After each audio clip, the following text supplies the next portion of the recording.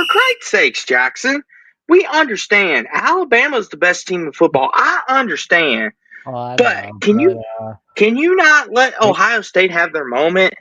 oh, Yes, we are. Alabama. Ohio State is the best team, Jackson. Get it yourself over. Oh my gosh, and we're on air. How unprofessional of us, Jackson. You ruined their moment. That's all right, but that whistle was blown, as you know what that means.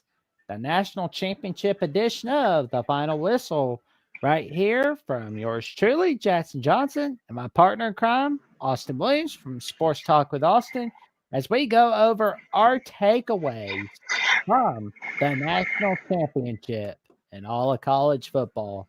Let me tell you something, folks. It was a wild ride. How you doing tonight, good buddy? Oh, I'm doing pretty good.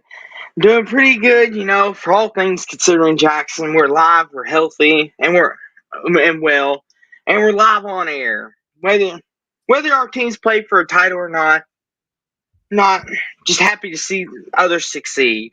And obviously, Hummus Hero is jubilant tonight. It's like Christmas Day for him. He said it's a great day to be a Buckeye. Absolutely, Hummus. You enjoy it because you don't know how many of these you're ever going to get. And B being asked who won the game, Ohio State, which we'll get into the reasons why they won. And of course, some history being laid down from Hummus, first ever team to beat 5 AP top 5 opponents in a single season. Also, first team ever to have 2,000-yard receivers and 2,000-yard running backs in a single season. Buckeyes making all kinds of history. And you know what? To add to the Ohio State ego, 10 years ago, they won the very first CFP national championship, the very first 14 playoff CFP national title. And 10 years later, the first ever 12 team CFP national title bracket, Ohio State comes out the victor. You can't tell me this isn't destiny, Jackson. Yep. Almost 10 years ago, they did the exact same thing, the first ever in both instances. Yup. That's pretty cool, I gotta admit. It's like you don't see that every day. Yeah, it's history, Jackson. Like Hummus just routed off in the chat. I mean, and they deserve their moment. Ohio State, they've been through it all, the ups, the downs. They went through it all.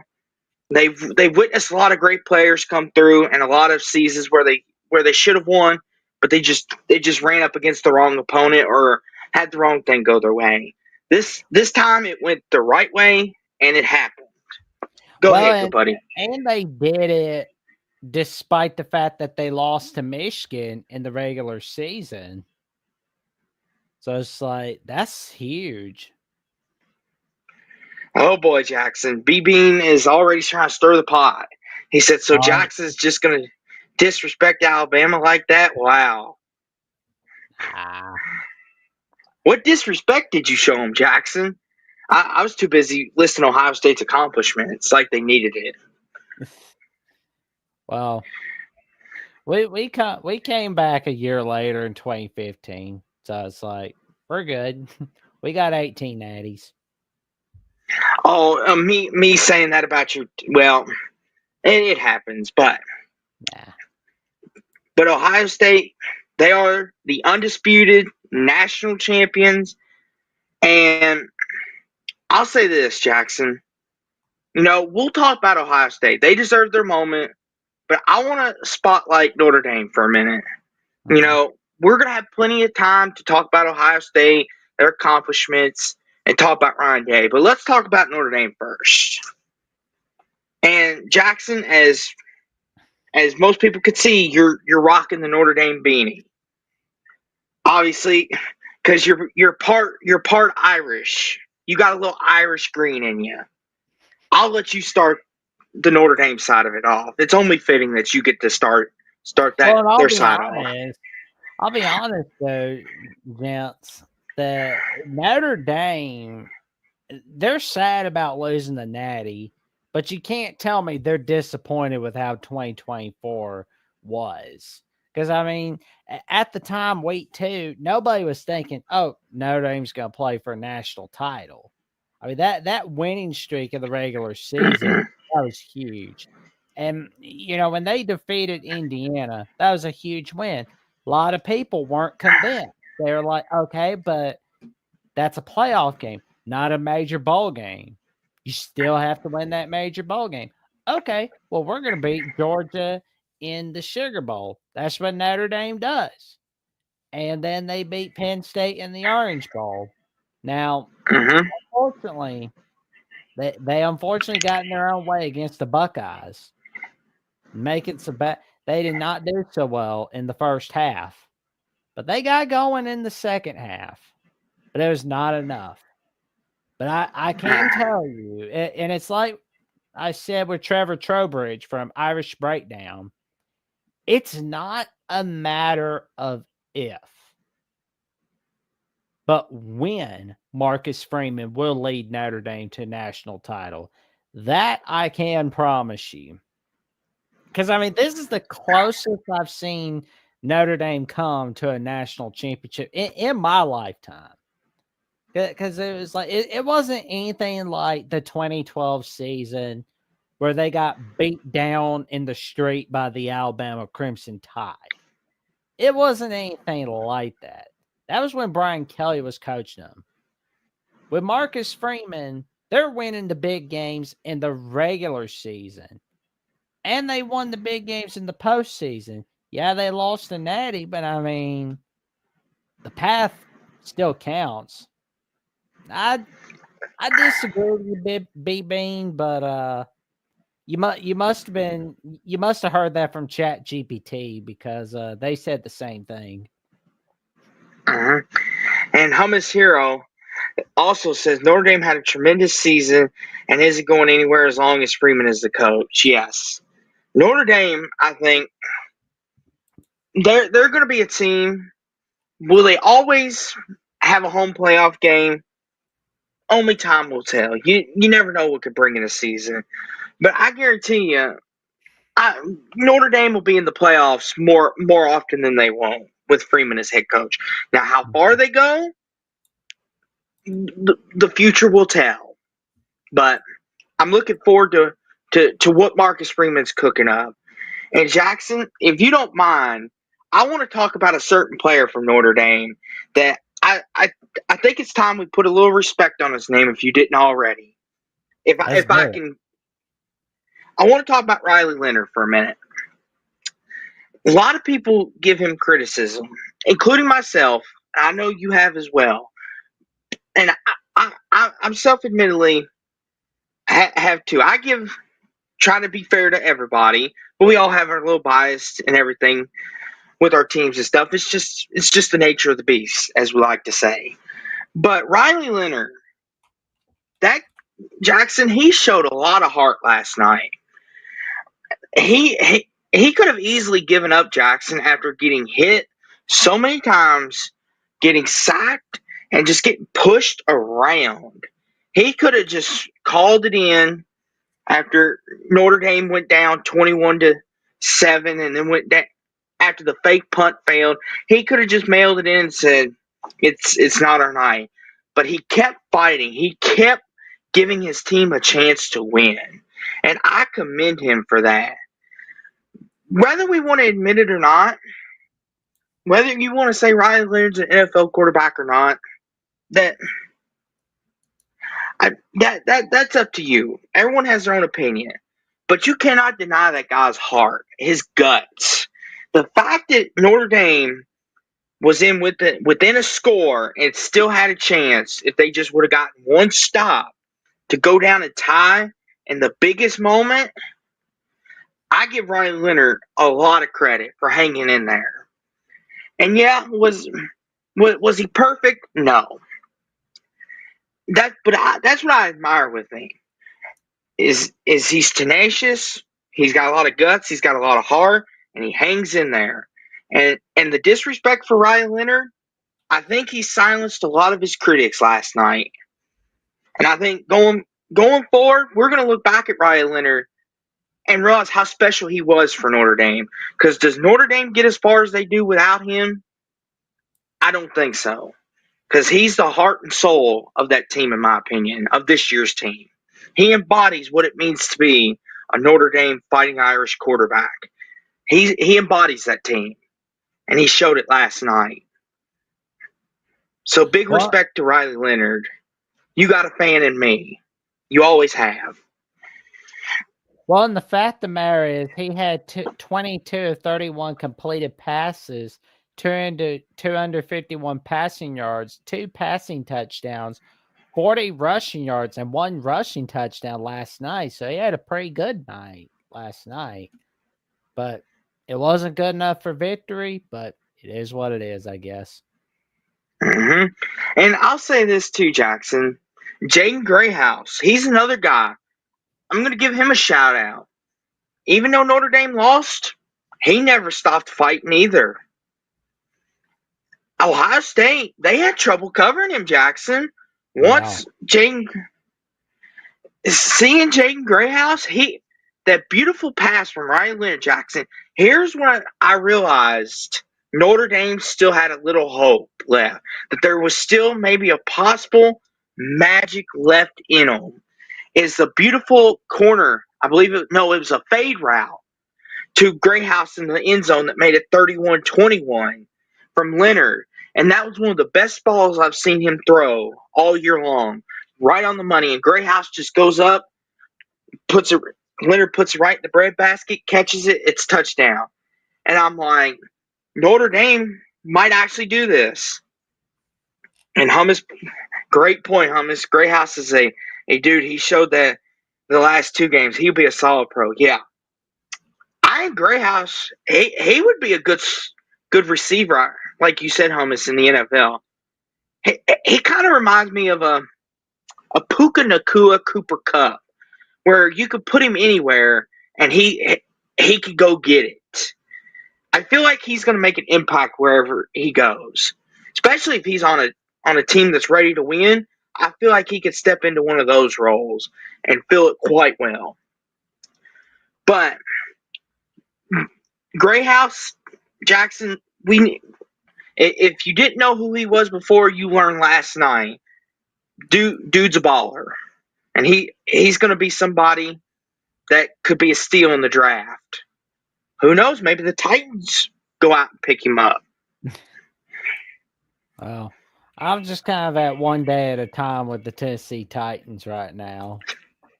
Hey, you got to have some hope, but Yeah, but I mean, we're everybody's patsy in the AFC. So And Hummus points out, seeing the look in Leonard's eyes after the game made me really feel for the kid.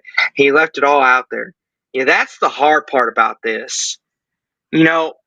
Seeing the opposing team and just how they look afterwards, how they're just broken inside almost. Like, because you don't know how many times you're going to get to this point. We forget, and Jackson, you can attest to this, but I want to point out something to what Shannon Sharp said this morning on First Take. And I know he's a bad source for college, but this was a great point he made. yeah, He said, yeah. he said Nick Saban and Alabama made winning look easy. And I think we forget to realize that sometimes. Nick Saban I think and Alabama. for once, Club Shay Shay has a point. Speak on it, Jackson. Go for it. You're the Bama man. Speak to it. Nick Saban, was always recruiting. He's grinding. Like, the most important factor that I noticed that Nick Saban always did was he didn't dwell on yesterday or what could have been last week or what could have been last year. He always focused on the future. He always focused on today, tomorrow. Like, he celebrated having a great day today, but he had the 24-hour rule. And that was like Mhm. the rule that Alabama always had with Nick Saban. Like you notice that with him, and he seems to use that for all walks of life. And you Mhm. know we see how it's worked out for him. Let me see how it Mhm. worked out for Alabama when they had Nick Saban. You do that, you're good to go. You're really gonna win. Mhm.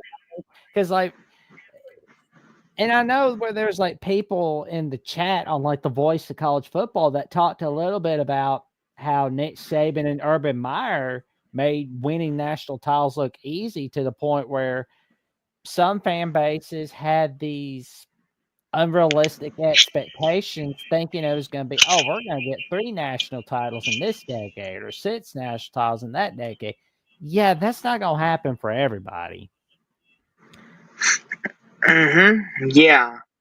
And Jackson, and when Shannon Sharp said that, it kind of took me back because it was like, because sometimes Jackson, as college football podcasters, or we're not analysts to the extent of what they are, but we do our homework. We do. I think we do a pretty okay job at what we do. But we sometimes don't take the time to appreciate when things happen in front of us. Mhm. And I think a lot of us took what Nick Saban did and kind of thought, oh, this is the standard. This is what every coach is going to be and what they should strive to be. Listen, Jim Harbaugh, one of the greatest coaches in college football history, and I know Ohio State fans might not want to hear that today, might be one of the greatest coaches in college football history. He won one natty in 1 year. He won Mhm. one natty at Michigan. That's all he won. Ryan Day, one natty so far, but he's Mhm. still there. So we're gonna leave him alone for now. He could win 6 more for all we know. But it's hard to keep winning at a level like Nick Saban did. We'll probably never see another coach do that again. More than likely. I could be wrong. We could see. We could see him. You never know, but I doubt it. Nick Saban made winning look easy, and us as fans, analysts, we didn't appreciate that. We didn't realize how special that was until now. Yeah. And rough. And and Mm-hmm. you know, I know like Ohio State's talked about the fact that where yeah, we lost to Michigan and yeah, we're hearing about it, but so did Alabama. They lost to their main rival, Auburn 2017, but they won it all. And it's possible that you could lose to your main rival and win a natty. And that's a very good point. Because like for and that makes me wonder, does it even matter what you do on rivalry week in this day and age? Like for me, it depends on who you are and it depends on what your record is. Like because, and I know where it's like Dr. Buckeye was talking about whether we're like NFL junior in a way, because like it doesn't seem to matter what you do on rivalry week. Because like Alabama, if they're losing to Auburn and they're 11-0 going in that game, oh well, they're gonna be fine in the playoff race anyhow. I think honestly for me, if you're an SEC team or a Big Ten team, it doesn't matter all that much. But if you're like in the ACC or Big 12, it matters what you do all the season. Like for SEC Big 10, if you're 10-1 going into rivalry week, you're already in the playoffs. If you're unbeaten going into rivalry week, you're in. Jackson, I want to rebuttal you real fast Okay. because this is where I think I think we disagree. Okay. I think rivalries are gonna mean just as more, if not more than they already do. Okay. Because think about this, Jackson. Here's what I'm gonna say. We're gonna use Michigan, Ohio State because they're a great example, right? Michigan now could say they beat the national champions for a whole year, Yep. and you don't think that eats at Ohio State? You don't Oh yeah. think that eats it? That eats at them, knowing that Michigan has that over their head. Even though they just accomplished the single best thing you can in this sport, Ohio State did, not Michigan. Sorry about that. But Michigan holds that win over their head like, hey, on your way to the Natty, we beat you. For 4 So what's straight that make years. us? Exactly. So rivalries still matter, in my opinion. It matters just as much. Because if you're the champion and your rivalry beats you, they could hold over your head that entire year. How good are you? How much better are you than us? Even though you won the whole thing, we beat you. And we went to your yard and we beat you. Yeah. That's where I think we kind of disagree. I understand where you're coming from the playoff point of view. I get it. If Ohio State comes in 10-1 like they did, they should be fine. Unless Mhm. their one loss was to like a Purdue, and then Oh, that's a whole nother discussion. But I get what you mean. Go for it. yeah.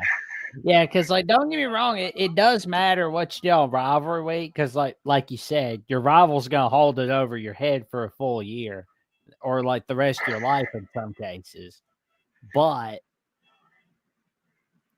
it, like, from a playoff standpoint, it's like you don't need it to basically clinch a spot in the playoffs.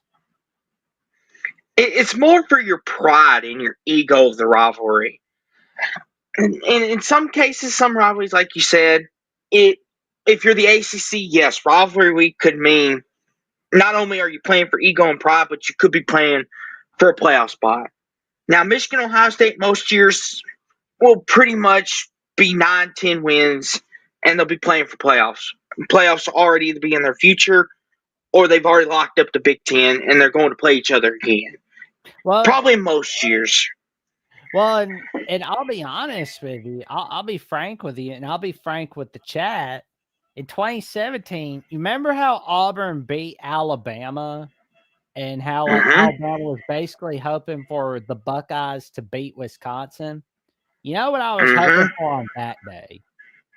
I wanted Auburn to win the SEC title game and beat Georgia for a second straight time. So this way, we would have a shot at an Alabama Auburn national title if that were to occur at that time. I wanted to see it so bad. I didn't want Auburn to lose to Georgia, because that meant, great, now we got to wait a year later. Uh-huh. Yeah. See, and that right there, Jackson, Mhm. proves a little bit that your pride and ego, You- even though There you you still go. won the whole thing, There you go. your pride and ego is still a little hurt because you couldn't. You got the checkmate over me, man. Oh boy. And B Bean says Austin. Ohio State won the Natty in 2014. Did they beat Michigan? You in history do not remember or care. LOL. No. I, I, yes, I'm saying as of this year, B Bean. In 2014, Ohio State won the game. They won Mhm. the Natty. That's what I mean. If you win the game and win the Natty, then yes. But as for this year, Michigan holds that over their head for this next year. That's Mhm. going to be a cloud over Ohio State. When they look back at this season, they're going to look back and say, man, if we had not blown it to Michigan in Columbus, what could have been? In 2014, they did beat Michigan. They accomplished all the goals. They did that. They did that. We beat our rivals, and we won the Natty. That's like cherry on top of a sundae. Yeah, In 2020, Alabama beat Auburn. That's cherry on top of the sundae. that is true. I mean, like, because like history does care about the Natty, and there's like a couple of other teams I keep thinking about that lost to. Let's see. Mayhem Matthews says Ohio State will look back at this season. They will remember this Natty. Nobody cares that they lost to Michigan. Mm, Michigan will make sure They they don't can't. forget.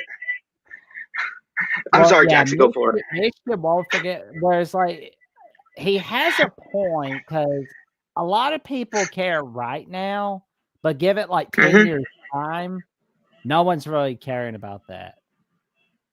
Yeah, they're thinking Is it just me, or am I thinking? Is it? Am I off track in thinking? Okay, you lost your rival, but you won the Natty. Am I Yeah. on the? Am I off the wrong beaten path? Am I caring too much about the rivalry instead of the actual accomplishment? Well, and you look back at some of the past national champions, for example, like 1965 Alabama.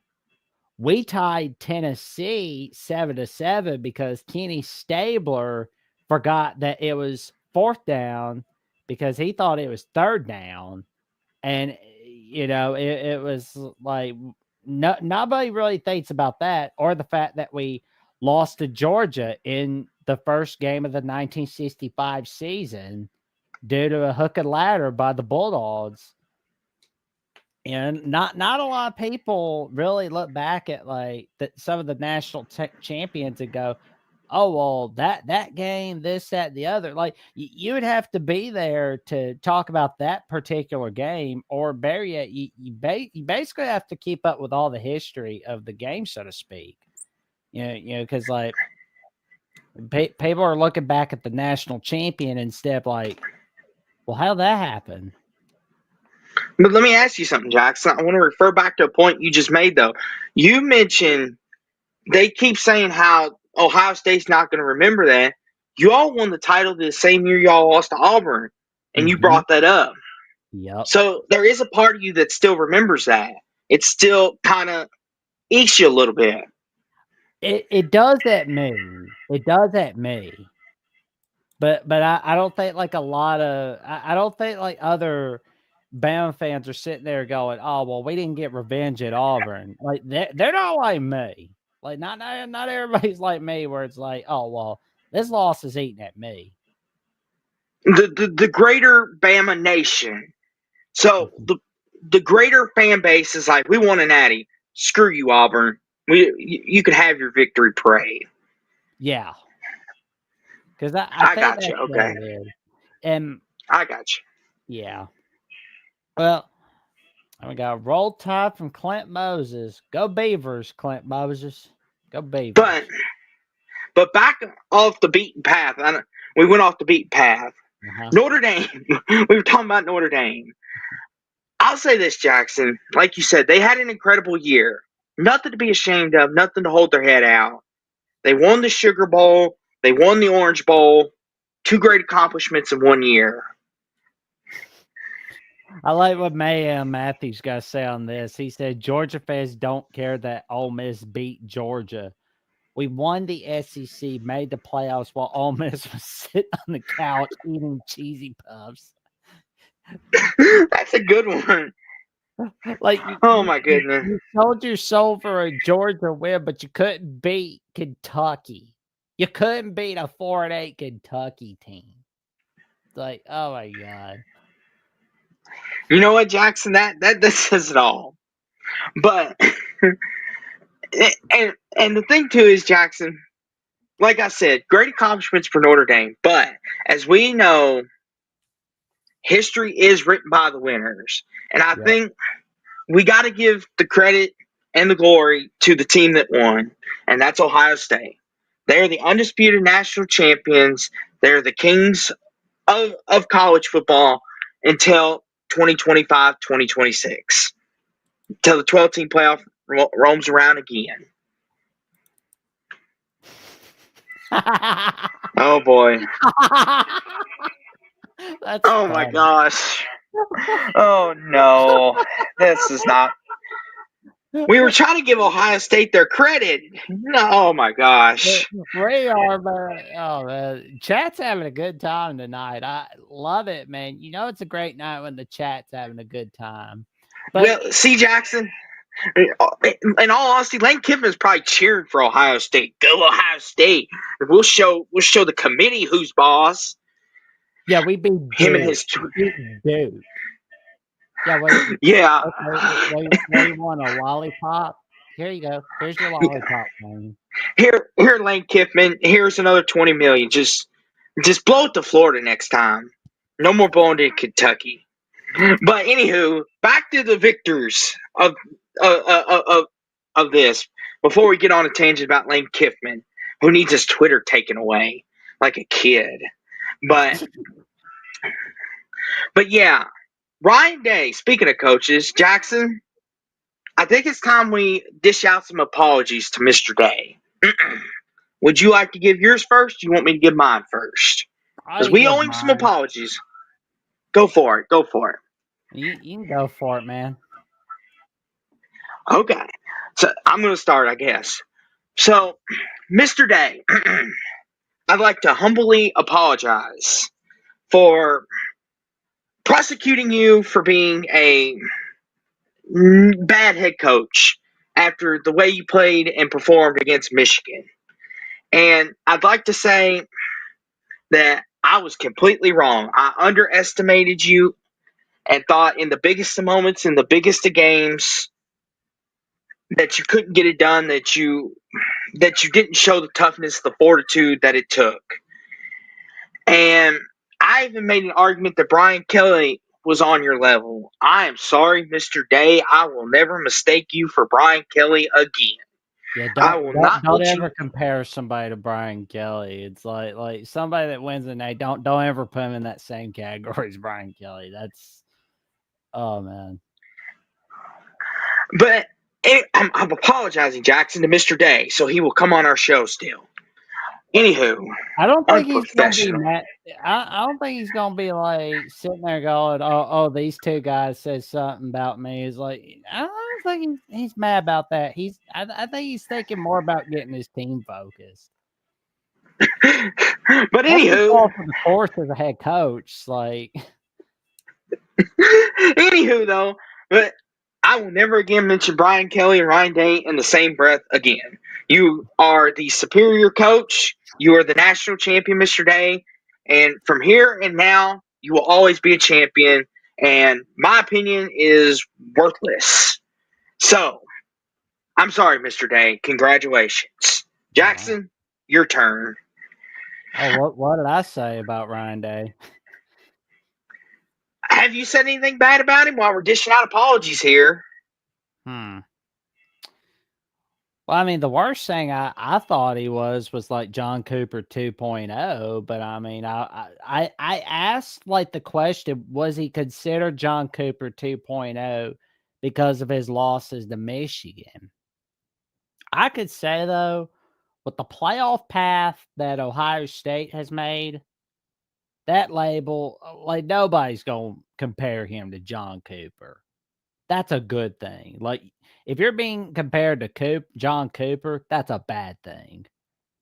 It's like I don't think he ever has to worry about that. He's got the Buckeyes their 9th national title in school history. Before we continue, Mayhem Matthews said, I was told in 2022 that Georgia's natty didn't count because it didn't go through Bama. Ohio State beat every team in top 8 except Georgia. Can I say it's a paper title because it did go through Georgia? I kid, to be honest. LOL. Well, no, I don't think so. I mean, win's a win. What? That's what I think. I mean, Because I want to elaborate on that a little more, Jackson. That's the thing that bugs me about this 12-team playoff.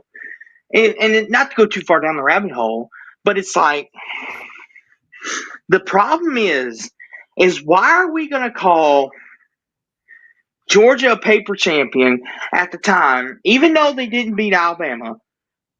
They beat Ohio State and they beat TCU. They beat the two best teams in front of them. And Ohio State did the same thing this year. They beat the teams that were in front of them. You can only beat who you play in front of you. And Ohio State was the best team. They are the best team. yeah. You do not win the whole thing without being the best team and beating the best in front of you. They can't say, oh, we need Alabama in the playoffs to validate this. They don't get to make the rules. They just play who's in front of them. Well, and Mayhem Matthew also says, I feel like this was the most predictable national title game of all time. Um, Which one was more predictable, like this one or the 2022 Natty with Georgia TCU? Because I mean, I could see that. Rough Rider Return says teams do not get to make up their opponents list. Not in the postseason, but like their schedules get made in years in advance. Mayhem Matthew also says, I do feel like Ohio State has a great chance to go back to back. Agreed. And the real MVP says the team that most people picked in the preseason won it all. What a surprise. Michigan fans are trying to claim this title has an asterisk or is tainted because Ohio State lost to Michigan.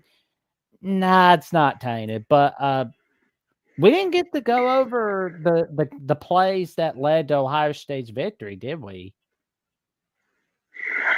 No, and there's one Jackson that I really have a fault with, but I'll let you go through it first because go for it, good buddy, Did because anybody mine's gonna be a look back rant. at that 56-yard catch that Jeremiah Smith made in the fourth quarter?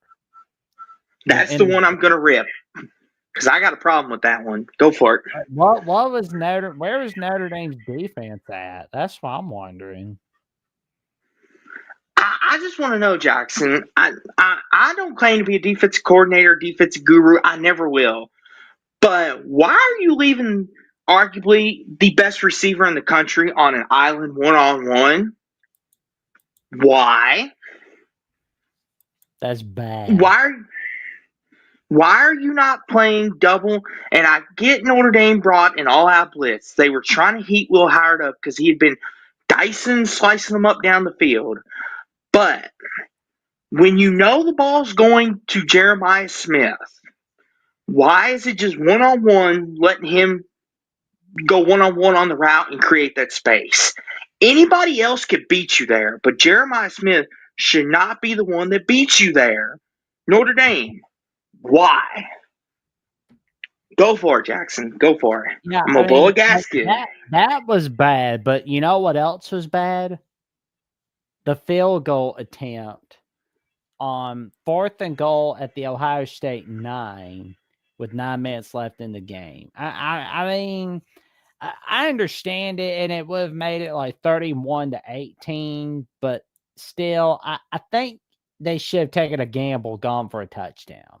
I mean, it would have been a little bit better, honestly. But I mean, go for it, good buddy. Go for it. Notre Dame's first drive in the third quarter, where they were going for a fake punt on 4th down, I feel like it's one of those play calls where you're a genius if you make it, and you're a doofus if you don't. Yeah, that's one of them, Jackson. I'm with you on that. But the field goal, I get it. You make it, and then Notre Dame goes down and scores. You still got to get 2 scores either way. So because they ended up still scoring the touchdown anyway.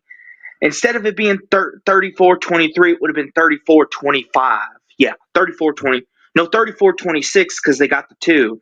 So it would have been 34-26. Either way, instead of it being 11, it would have been 8. Unless you're a gambling person, the outcome's not going to change. Ohio State's still going to win the game. And what was going on Notre Dame's end in the first half, where it was like, oh my god, like why couldn't they have just capitalized off after that first drive? Like, good grief. I thought think for a moment Notre Dame was going to pull it off. I think Ohio State was kind of caught off guard because they were like, okay, Notre Dame, their O-line could push people. And they kind of were like, okay, we see what your game is. Like the first 2 drives, a lot of times, Jackson, if you notice this is in any game, but especially in these bigger ones, they're kind of the feeling out drives. They're like, okay, what do y'all like and what do y'all don't like? And Ohio State, they had been ripping through everybody. But Notre Dame, they kind of do this. They beat you down, they wear you down, and they kind of play this. Let's see what you do good. And they were kind of like, okay, let's test their defense. And that's what they did. They were pushing them. Took almost 9 minutes, and they scored. And then after that, it was kind of like Ohio State was like, okay, we see what you like to do. You're a one trick pony. And then Jack Sawyer and company were like, okay, that's enough, children. Shoot, get off our field, shoot. Oh yeah. I mean, it was just good grief. But a great game Mm-hmm. by the Buckeyes. Carnell Tate, he was huge. I hear that his role is going to expand for 2025. That'd be a wise Mm-hmm. move right there. And Jackson, we're giving shout outs tonight. And I got to give a huge shout out to Mecca Buka.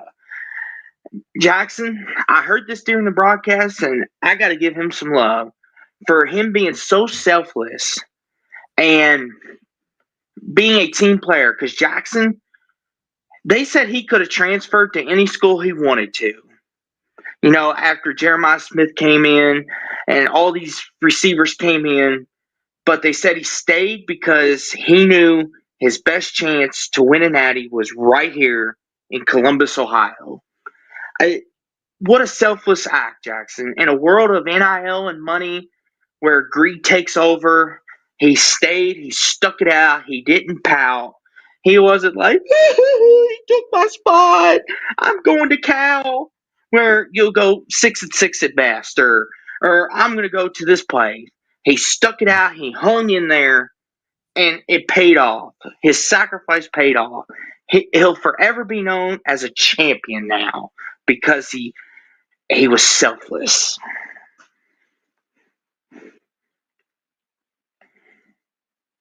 There we go. Mm-hmm. It was a great night for the Buckeyes.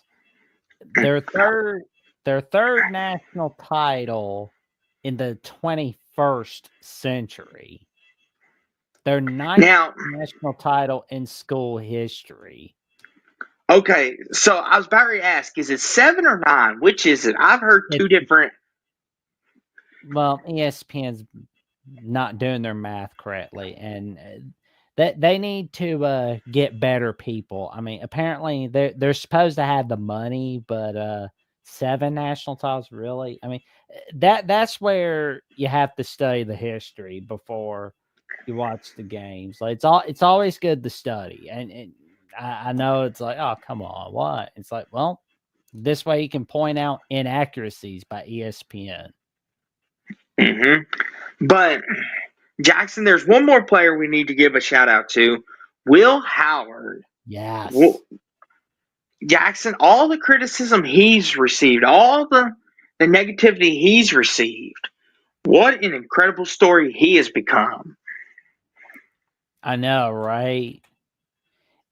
And all off season, that's all everybody heard was, oh well, and you're just like, you pit Will Howard over Yeah. the guy that left for Syracuse. God, you're pathetic. And the criticism seemed really strong after the Michigan loss, right? Oh, well, Mm-hmm. some move going on, Will Howard. Oh, that guy that left you. Oh, by the way, you know what he did? He led Syracuse to victory against Miami.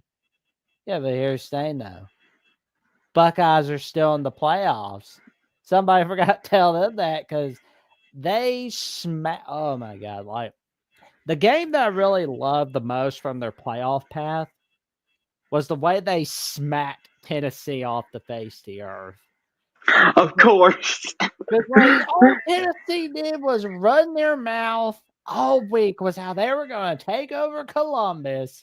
And like, it wasn't so, like, some of the fans on Twitter acting nuts, like, not all of All Nation, but the Tennessee people that were in Columbus running their mouth just like stomping on the bleachers, doing all that stupid crap they were doing. They're like, we're taking over. And the players, oh my God, like, see, we can handle the cold. Yeah, but the Buckeyes smashed you to smithereens.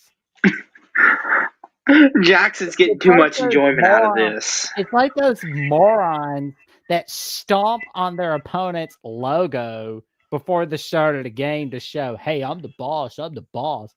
Yeah, well, they're gonna smack you for that on double digits. Jackson, you sound like an ex-boyfriend that's watching your ex-girlfriend just get walked over, and you're just like enjoying this. You're like, you I'm cheating loving it. tramp. I'm loving it. I am loving it. Like that was my favorite game of Ohio State's playoff pass. Oh my gosh. Jackson's dislike for Tennessee will never not be funny. Oh my goodness. You just wait though, Jackson. You just wait, because what we're going to talk about here in a minute, I'm sure Tennessee's going to be up in that conversation here in a minute. I'm sure what we're about ready to talk about here in just a second, because as you know, Jackson, Tennessee, they're going to win the SEC. That's just how it works. Yeah. LSU and Tennessee, they always win the preseason Tennessee the national title and Well, stuff. actually, I can understand like Tennessee being in the top 15 or top 10, but anybody Mhm. putting LSU in the top 10, what are you smoking? Did somebody like put something in your drink or something? Like Oh LSU, Lord. like Brian Kelly can't do anything. Oh, he left Notre Dame. See, that's my other point. Oh, he left Notre Dame to have an easier shot at a national championship. Yeah, but he's not winning any freaking playoff games at LSU. Yeah, he can win his little ReliaQuest Bowl.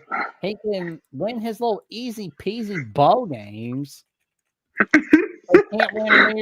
He can't get to a New Year's Six Bowl, let alone win it. Oh, he beat Baylor. He beat Baylor. They're acting like as if Robert Griffin III opted out of retirement and found a little loophole and lodged back into Baylor. That's how LSU's act. Oh, we beat Baylor. Shut up. Shut up. Okay, so we went from praising Ohio State to now Jackson just dunking all over Tennessee.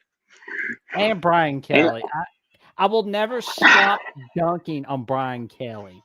I will never oh quit my dunking gosh. on him because he can't win the big one in the postseason. And the Oh my Texas Bowl gosh. is not the big one. The ReliaQuest Bowl is not the big one. The Citrus Bowl, where Purdue's whole team opted out and cooked their chicken, is not a big game. Now, Jackson, how dare you say that, Jackson? How dare you? The ReliaQuest Bowl is a big one, Jackson. It's a big one.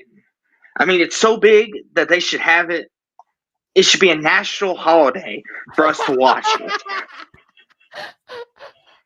Homer says his nephew was at the Tennessee game. He said the Vols were loud and aggressive before the game and then quiet as church in the first quarter. I love it. I love it. Mm-hmm. Mm-hmm. Well, and Darrell says he has yet to find anyone that likes Tennessee if you're not a Vols fan. I don't mind Tennessee. I mean, which I haven't met any bad ones yet either. So, but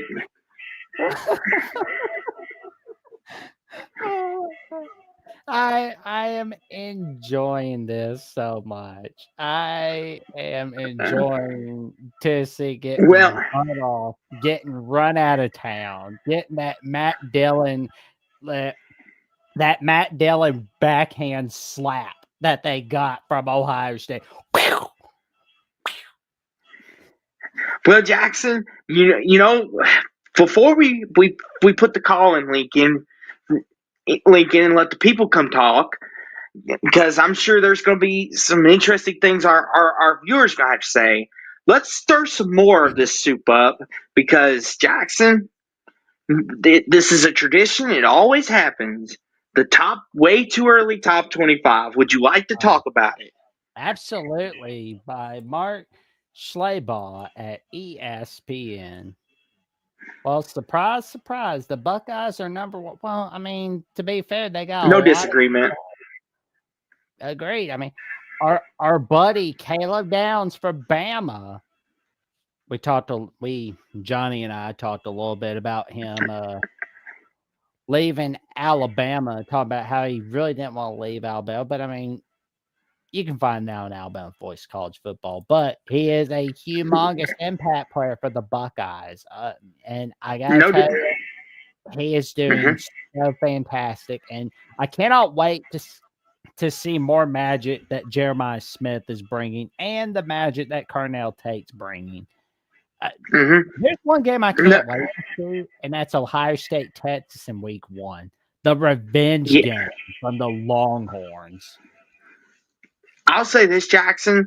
Ohio State, they're the undisputed number one. They're the champs until proven otherwise. Well, what do you know, Jackson? Number two is the team you just brought up, There you go. There the we go. Texas The Longhorns. Longhorns. No disagreements. I mean, a lot of people are hyped on Arch Manning. We'll see what he brings for next year. Oh yeah. Oh boy, I see number three, Jackson. This is going to ruffle some feathers. That's all right. Number three is Penn State. Oh boy.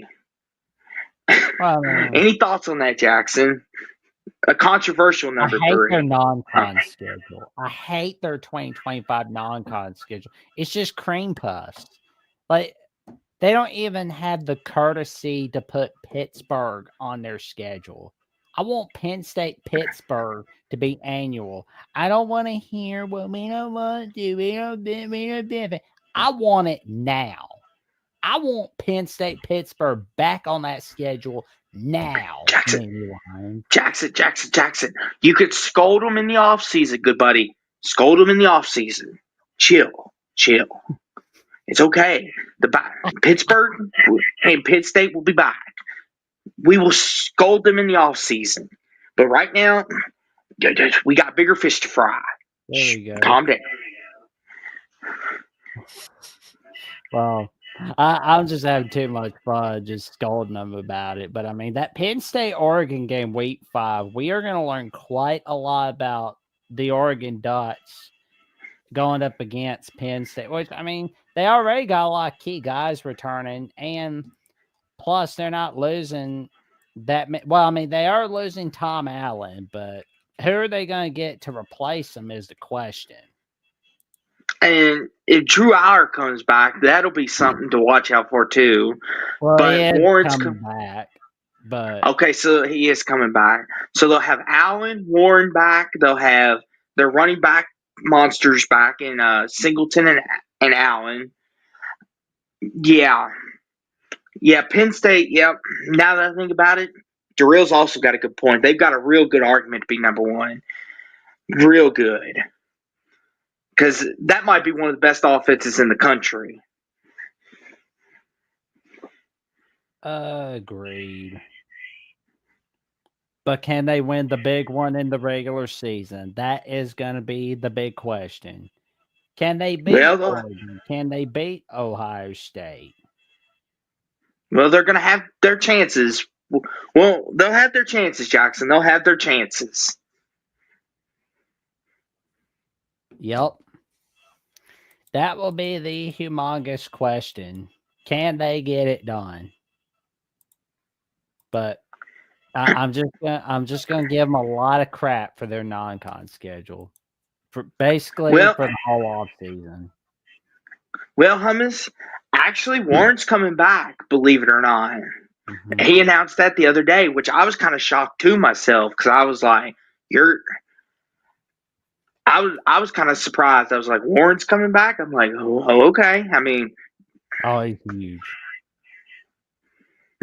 Yeah, and it mentions Warren. Yeah, Warren might be a top 10 pick, like you said, Hummus, when he enters next year's draft. He could go top 5 depending on who all enters next year. Agreed.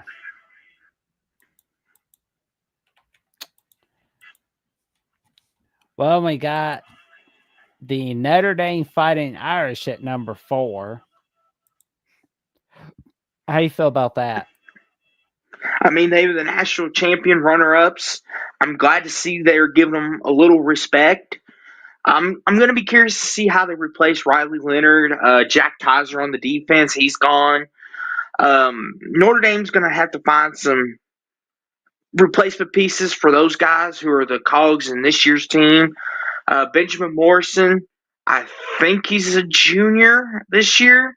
I think if he comes back, that's definitely gonna booster their chances next year. But if he's gone, their defense is really gonna have to put the pieces together. Oh yeah. Well, the schedule's a little bit tougher, and they're Mm-hmm. still kind of figuring out what the plans are for Notre Dame Stanford. Because I mean, they are going to have Notre Dame Stanford come back, of course. But I mean, it's like I don't care about Mm-hmm. Notre Dame Stanford, but oh well. Mm-hmm. And to Hummus's point, real quick, I'm thinking Hummus, he probably thinks that the national title window at Penn State's probably open. So he's probably thinking, okay, let's run it back. Back since everyone else came back, he was like, let's run it back. Let's see what we can do. Well, Natty Lions aren't going to win the big one. That's just not happening. With Jackson, it's not whether we think they will; it's whether the players think they can or not. Wow. Oh my gosh! But go for it, buddy. Go for They it. got. I mean, it's like they had a cream puff. They had it pretty easy with SMU and Boise State, and their luck ran out against Notre Dame. I feel No, like what happened, Jackson, is Drew Aller took took took whatever kind of pills he took and decided to throw across his body, like he's Patrick Mahomes recreated. My apologies, Jackson. Go for it. well, Drew Aller's never gonna win the big one, unfortunately. He's like Kirk Cousins all over again. Oh, don't put that on him, Jackson. No, don't do that to the poor fella. Well, if he doesn't like it, he needs to win the big one. But anywho, Jackson, who's next? The Bulldogs. Which, Georgia? Eh. of course, easy cream puff non-con schedule, but they do have Georgia Tech, so I like that. Mm-hmm. And they got a shot at revenge against Ole Miss on October 18th. That Tennessee game, I'm interested to see what's going to happen. I am curious. I mean, with Carson Beck being gone, I mean, we'll really need to see what their offense is going to look like. I mean, it can't get no worse, for Christ's sakes. Like, the turnovers will definitely go down. We'll definitely see what Georgia's got in store. Yeah. Oh, that's just wrong, Hummus. That's just wrong. Encouraging bad behavior. Tampering. He's encouraging bad behavior, Jackson. This is a holy sport. And he's over here encouraging the bad behavior on Penn State's part. Hummus. Well, Shame, shame, shame. we got Oregon as our next team, number 6. Yeah, they're going to be. Go for it, Blake. Go for it. What is their plan for 2025? Like, Your guess is as good as mine, Jackson. Because yeah, they're they won the losing Big a Ten this lot. year. but that didn't automatically mean national title. Because Jackson, Oregon's losing a lot of production, probably a lot more than we'll see in anybody in the top 10. I'm going to be curious to see what they're playing as a quarterback, receiver. This will be a real big test for Dan Lanning in the offseason. See if he can put another good to great team together. I'm looking Well, forward to seeing what Oregon can bring. I'm glad you brought that up because they're going to have Dante Moore coming in as QB. And, Oh. well, don't throw the baby out with the bathwater on him. I think he's going to be fine. He's going to be fine. It's okay. Okay. Well, UCLA just threw him away. They were like, so It wasn't so much UCLA throwing him away. It was the fact that he left UCLA because it was like he okay. left Oregon to go be a starting quarterback at UCLA, but then he saw like what a stinking trash heap that university was. He's like, okay, I'm not in that big of a hurry to be a star. Never mind. I'm going back to Oregon. Teach, lead the way. And Ralph Wolf says Oregon was pretty deep, and they are going to get top tier transfers. And it's true. Oregon's got a lot of that Nike money and stuff, so they'll get anybody they want. So Dan Lanning, he's got it covered. I forget Oregon's going to be rolling. They're rolling in the money, so they should get whoever they want. Well, and I can't wait to see what's going to happen for the rest of the season. And it looks pretty easy to me because they don't have Ohio State. They don't have Michigan. They're going to be more than good to go. I mean, yeah, they got to go to Penn State. They got to go to Iowa. I mean, Iowa doesn't sound tough.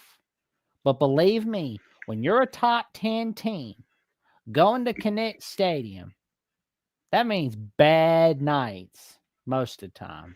Bad nights, bad days for you. That's a bad moon rising right there. Mm-hmm. That could be their Wisconsin game right there. Who will stop the rain when you go to Connect Stadium? That is the way I see it right there. Shout out to Creedence Clearwater Revival, a top-notch band. Oh, here we go, the Clemson Tigers. I mean, of course, they're happy with Kate Klubnik and Antonio Williams coming back.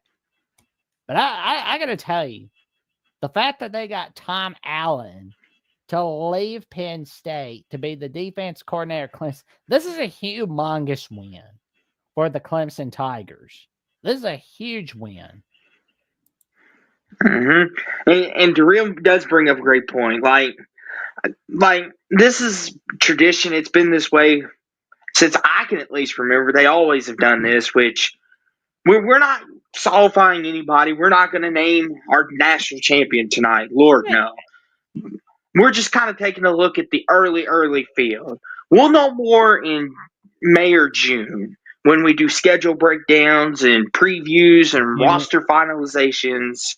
Oh, yeah. The month of And Jackson. June, July, we'll definitely know more. And that's when we get the Lindy's magazine and the Phil Steele magazine. That's when Jackson will really know what's up, and he'll be ready to tell you what he thinks then. No, I mean, I've gotten some right and I've gotten some wrong, but I mean, Jackson, number 8, baby. I told you. The Brian Kelly magic. Yeah, well, their magic is going to be getting their ass whooped by Clemson. Clemson is going to get out that belt, spike them. They're going to give them a Matt Dillon backhand slap, and they're going to tell them, get out of Dodge. That's what they're going to do to the LSU Tigers. So crazy enough, Jackson, you want to know who the Heisman favorite is next year? Who? Nussmeier? Yeah, he's the betting favorite right now. Well, and people are up in arms about that, which I don't disagree. Well, I would put my money on you. Here's what on Jeremiah Smith. I'm gonna take my bias out for a little bit. Mm-hmm. So I want to see if they can win their big non-con game in the 2020s decade because so far they have not done that. They have not beaten Florida State. They have not beaten USC. They lost all those teams. They lost to UCLA to start off week 1 of the 2021 season. I mean, yeah, they beat UCLA 2024, which I mean, I will give kudos to LSU for having two Power 4 opponents on their non-conference schedule. Well done. I respect that. I like 2 Power 4 or like 3 Power 4 non-con opponents if you can help it. It's like I like that. So I mean, I will give kudos where kudos due. But question is, can they win the big one? Can they get to the playoffs? That's going to be the huge question looming over LSU. And the fact of the matter is, can they beat Ole Miss at Ole Miss? Yeah, they beat Ole Miss in Baton Rouge. But can they beat Ole Miss at Oxford? The Magnolia Bowl, that's going to be a game to watch. I mean, everybody's going to be watching Alabama, Georgia. But a game you might want to watch out for is LSU Ole Miss. And you may want to watch out and see what's up with the rest of the year for LSU. Because I will say I'm curious to see what's going to happen with the Bayou Bengals.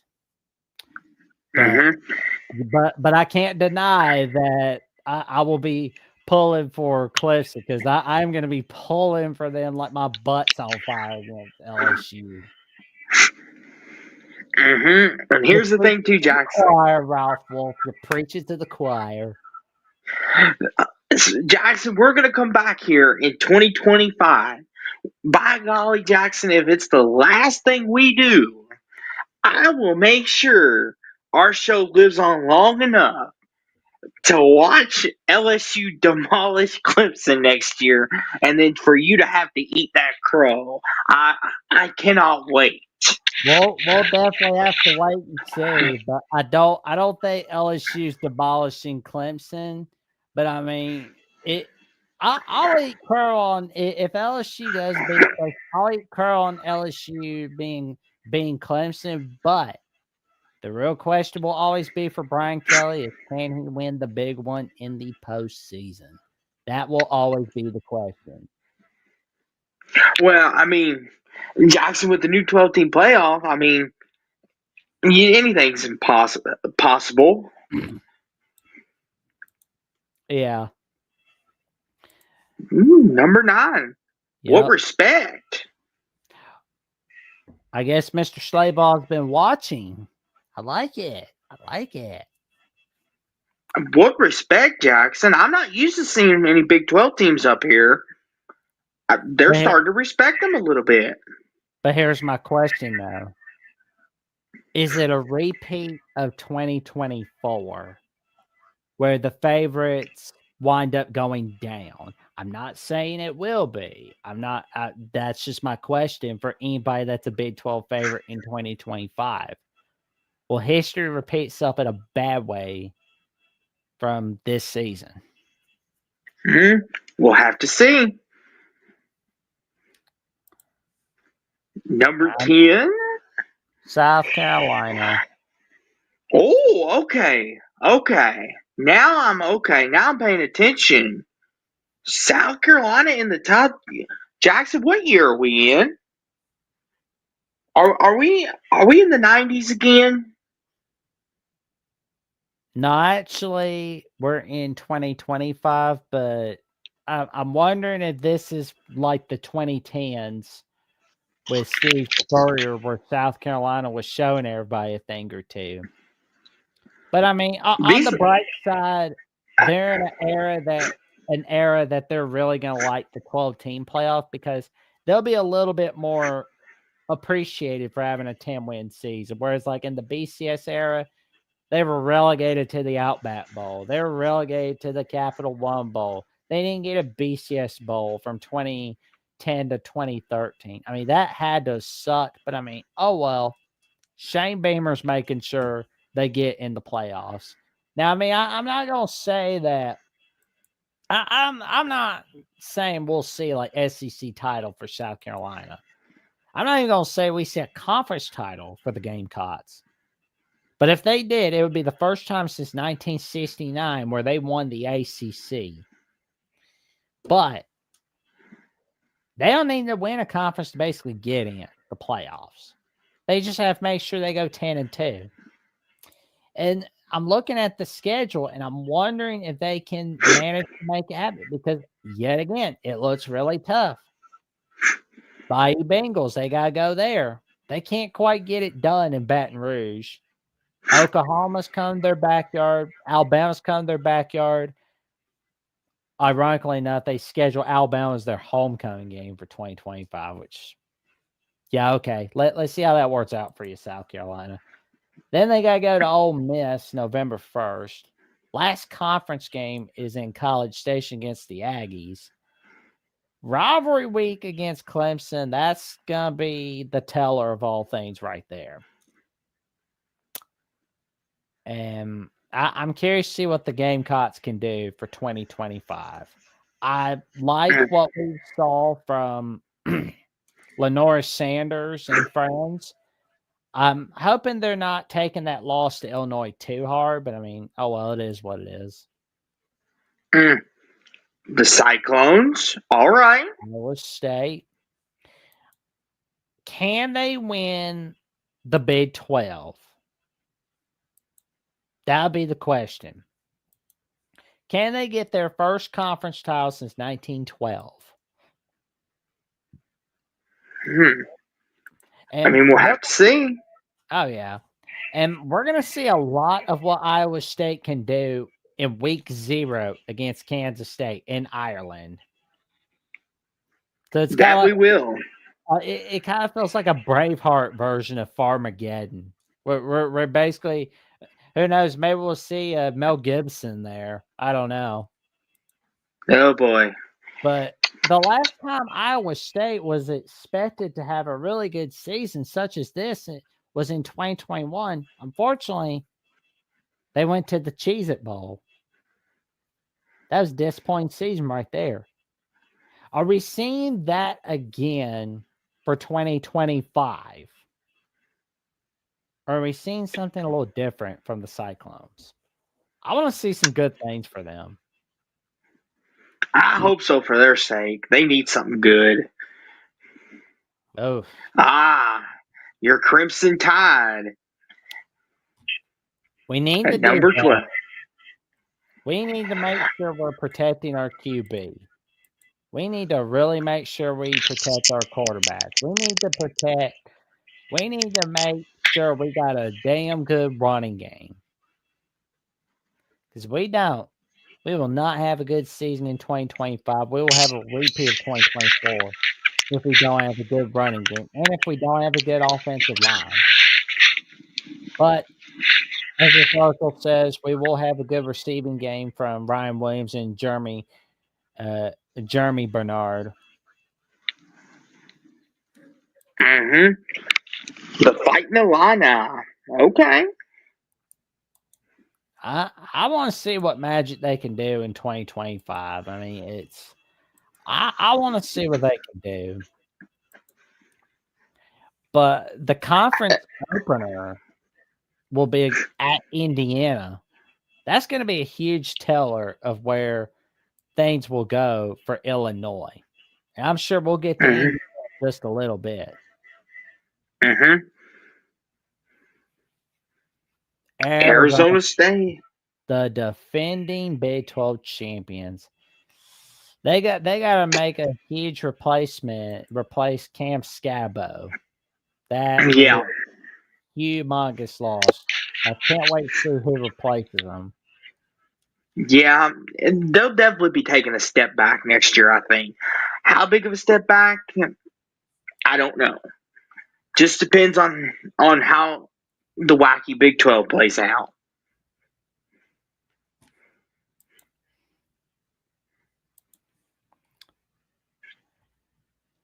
SMU. Yep.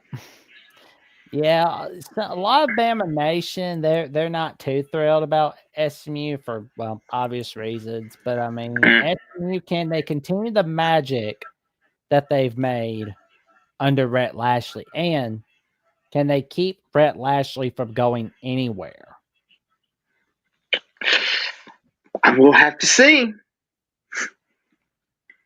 You know, it's a good thing Kevin Jennings is coming back. Kansas State. Oh, there we Okay. go. I want to see what they can do in week 0 against Iowa State. That's going to be the teller of where things are heading for the Wildcats. Yeah, they're going to be an interesting team to figure out too in the crowded Big 12. Avery Yep. Johnson, can he take the next step forward? Yep.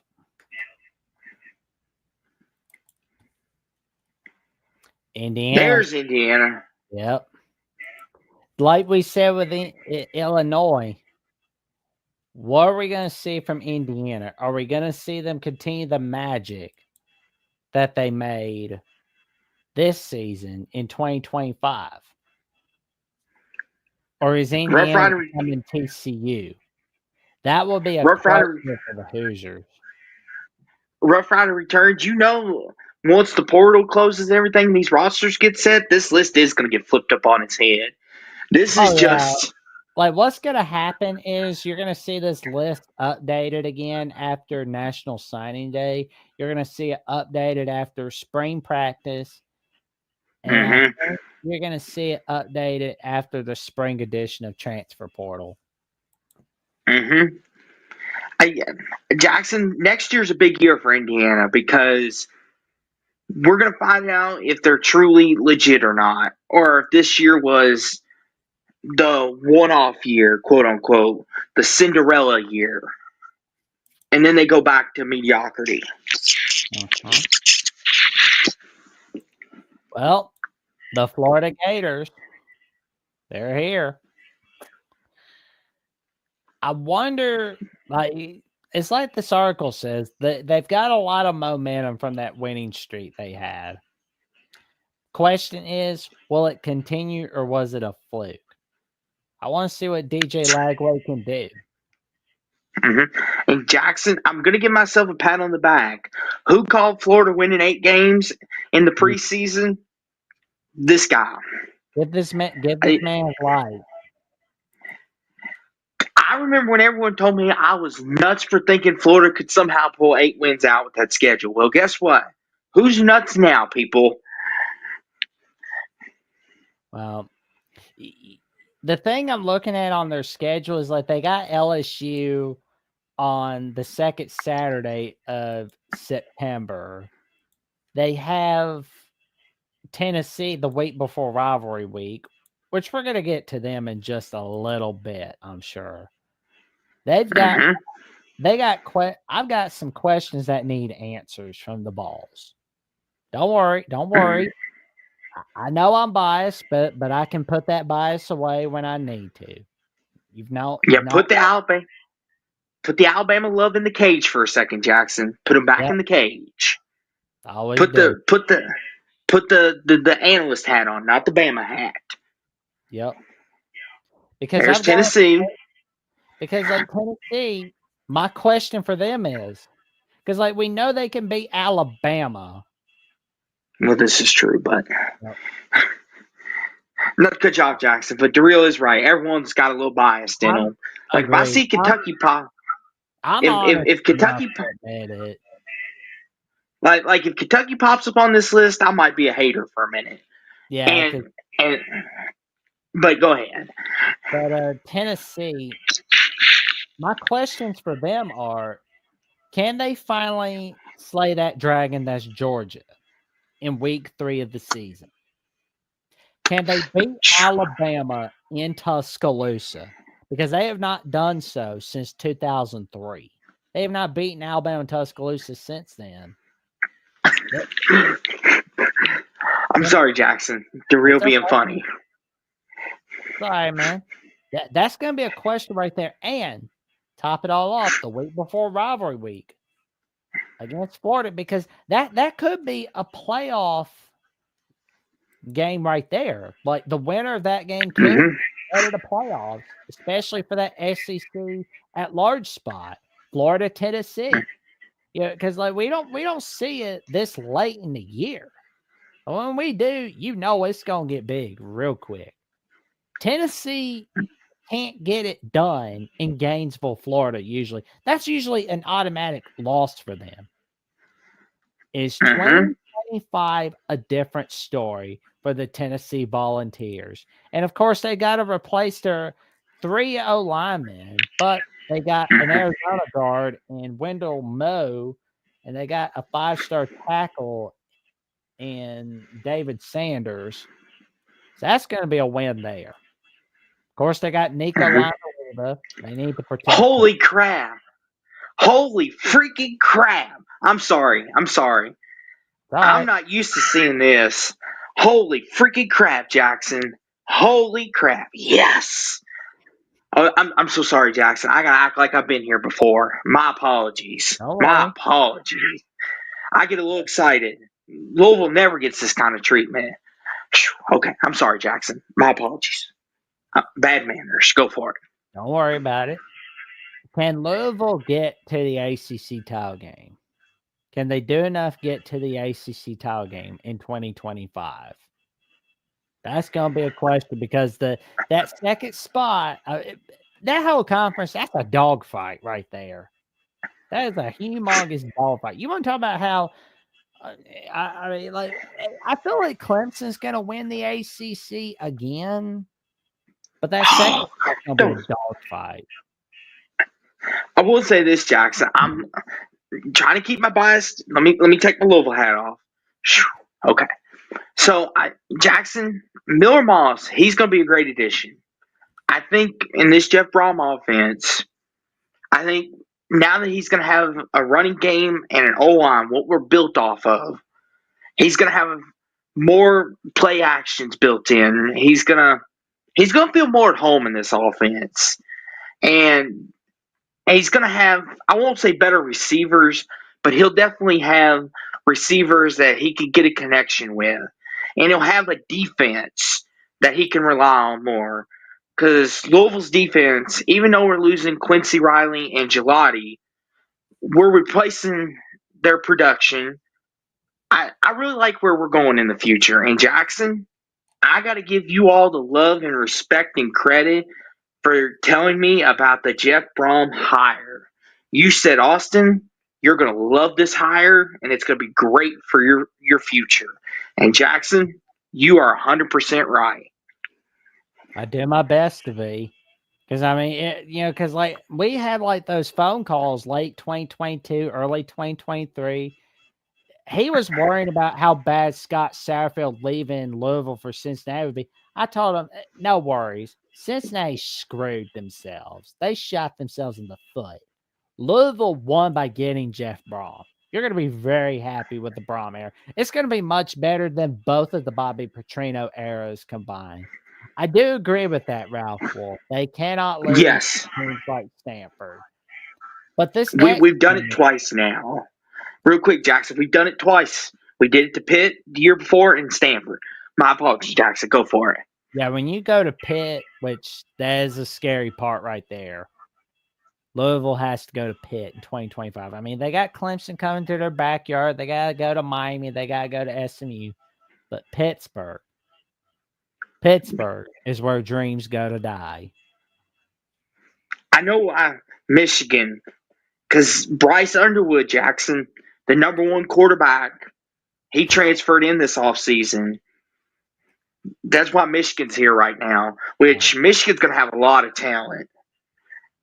Have you seen their recruiting class, Jackson? oh, it's They're getting it nuts. done in Like, the offs. yeah, I mean, I'm watching a lot of TJ Ronan and John D'Animo. They are excited about the additions to the Michigan roster. It is exciting to see what Michigan's going to do in 2024 and beyond. And they've got in 2025. It should be pretty easy. I mean, although week 4 against Nebraska, that's going to be we're gonna see what happens there. Can they continue the Mhm. Ohio State winning streak? That's gonna be the question there, or does it end? I think Mhm. Michigan is gonna play their way into the top 12. They look like that, but I mean, again, that's way too early. A&M, another year under Mike Elko. Let's see what they can do. I mean, me personally, Jackson, I'm a big fan of Mike Elko. I think he's got a bright future.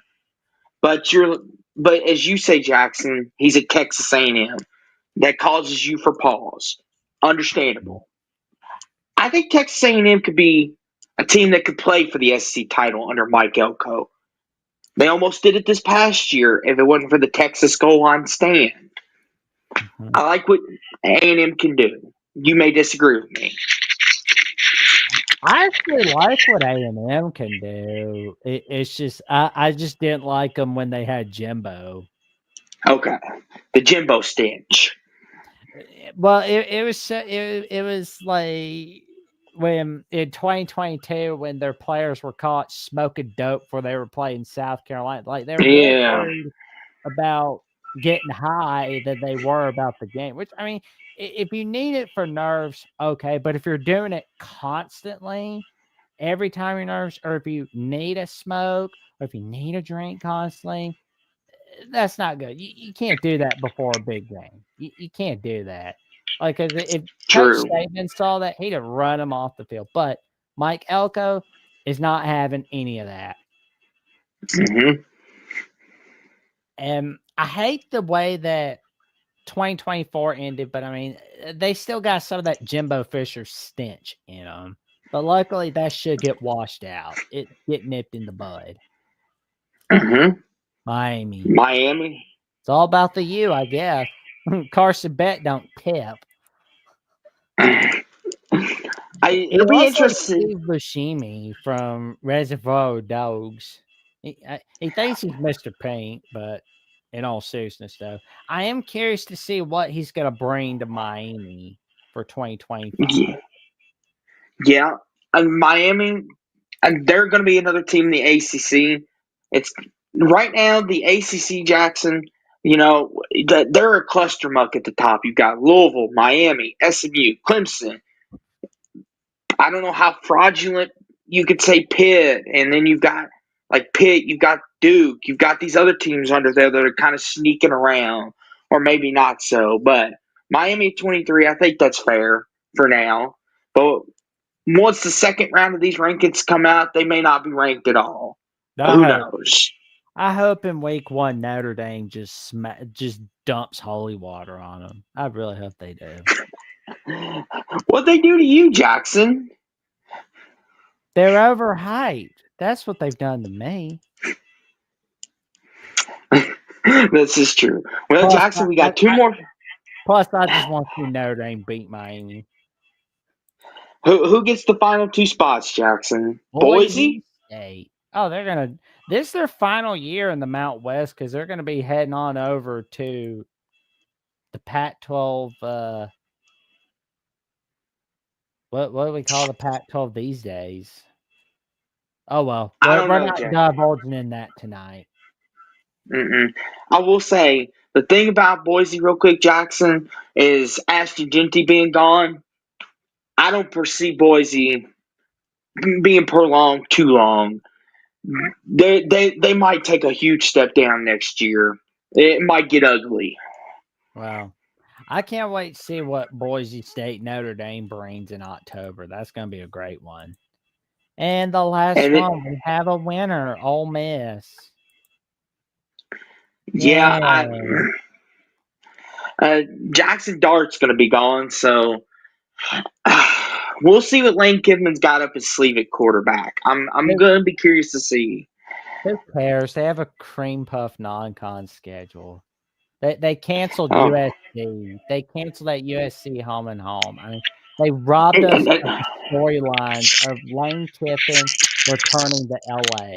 They robbed us of those storylines. now, Jackson, you better be careful what you Oh, say about Ole Miss because we have a caller, and this caller right here may take exception to you talking bad about beloved Ole Miss. That's all They right. are a team that should have been in the playoffs.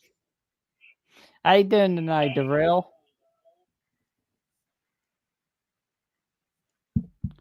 Hello, Darrell. Is your mic on? Yeah. Sorry, guys. I just had a bit of trouble there in a moment. All right. Um, listen. This list, I love this list because it's going to be completely wrong, like every other list this time of year. Big 12, almost for positive, not going to have two teams in the college football playoff. I'm pretty sure we can all say Big 12's not getting BYU and Iowa State in there. They're not getting two teams in there. We just know they're an inferior conference. I mean, come on. We just all know this. We should stop pretending BYU. Come on. It's ridiculous. But Well, not to cut you off, Darrell, but there was 3 teams, Arizona State in there too. So yeah, according to this, there's going to be 3. Or Yeah, it's Kansas there's State 4. was in there. Yeah, it's ridiculous. The ESPN's trying to make it to where everybody feels equal, but they're not. We all know they're not. Austin, I got to ask you, Jim Phillips, the commissioner of the ACC, is thinking about having playoffs inside of playoffs. It's like an Inception type thing where the ACC is going to have 1-4, 2 play 3, and then the winner of that game winner of that game plays for the conference championship, or you have 1 get a bye and then 2 play 3, and then the winner of that 2-3 game plays the 1 for the conference championship. What's your thoughts on that? Since you are a fan of a team. So I'll say this, Darrell. I kind of like that idea in a way because it kind of reminds me of the NBA play-in. And I don't think it's necessarily a bad thing. I mean, it's more games on the player, and you're less likely to be healthy going in to the postseason because obviously the ACC champ, by the way the format is going to be in the 12-team bracket no matter what. We just don't know where they'll be seated at most years. We don't know if they'll have the bye or if another G5 team or G4 sneaks in and gets one of the buys, or a Big 12 team comes in and sneaks one of the buys. But I like it. I think it could be a good idea. Just for me, Darrell, it's the players' health and safety. If the players are up for it, as fans, we should be up for it as well. I get that, but what I'm afraid is gonna happen is you're gonna have this cluster at 5-3, 6-2. Like there would have been a 4-way tie last year for 4th place between Louisville, Syracuse, Georgia Tech, and Duke. I don't know how they're gonna solve that. I would assume Louisville would get the tiebreaker because they, based off strength of schedule, because they lost to the teams in front of them for the most part in Miami and SMU. So I would assume based on strength of schedule, it would have been Louisville. But to me, you're just devaluing also the regular season because you could lose 2 conference games and 2 non-conference games and still have a very plausible path to get to the playoff. Like, look at Clemson this year. They lose to South Carolina, Georgia. And then they lose to Louisville and they lose to somebody else, Syracuse. Let's say they played Syracuse and they lost to the 8-4 and they still can make the playoffs. I mean, come on. At what point is just this regular season devalued towards basically like the NFL light? I feel like the ACC play-in possibility that it kind of feels like college basketball in a way where some people in college football are trying to turn it into college basketball. Right. This is one of the reasons I hated the 12-team playoffs. And anytime anybody, like you were doing earlier, Austin, railing against the 12-team playoffs, you will only get applause from me. That is the enemy of the sport right now, is this stupid playoff format where teams that have absolutely no shot to win it get in just to get their teeth kicked in. Like, it makes no rational or logical sense. It happens in basketball too, but the only difference is basketball, nobody cares about the national championship, whereas in football, people still value the national championship. Like, could you imagine if Arizona State beat Texas this year? The average person, in my opinion, would value that Arizona State over Texas win more than Ohio State winning the national championship. let me ask you something, Darrell, and Jackson. You could chime in on this too.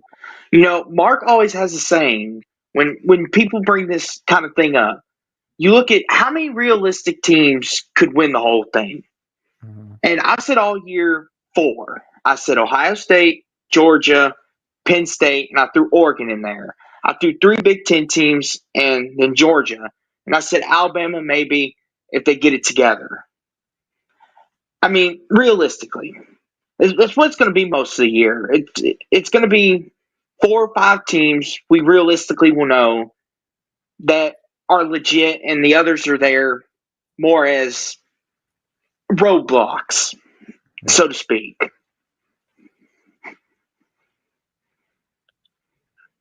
Yeah, I agree with that. To me, looking at this next season, just from a 45,000 view, because I haven't done any in-depth analysis. To me, there's only 2 teams right now who can win it, and that's Penn State and Texas. Everybody else, as of right now, has just lost so much or has just so many questions. I don't believe in them. Like when South Carolina is ranked the number 10 team in the country, there's not 10 teams who can win the national championship because South Carolina's they're just not good enough to win it. They're just not. Yeah, that's where I'm kind of like, when I saw South Carolina, Darrell, I had my question. I'm like, okay, they had a really good year, but are they really one of the 10 best teams going in to the country next year? And Darrell, and as much as people love to call you the SEC homer and stuff, you just counteracted all that just by questioning South Carolina being in the top 10. Well, You just Austin, I'm objective, but people hate the objective because it doesn't fit. I try to be objective. I'm not objective. I try to be objective, but the most objective narrative, in my opinion, fits the SEC worldview. And I'll give the Big Ten a little bit more credit. I don't know. Have you looked at Ohio State's schedule for next year? not off the top of my head. Okay, But I know that go for it, Darrell. They play Texas, Penn State, and at Michigan next year, okay? If they lose those 3 games, they should still be in the playoffs. I do not care they're 9-3. That Ohio State team is one of the 12 best teams in the country. They could lose all 3 of those games, and if they lose them by a field goal, they're in. They should be in.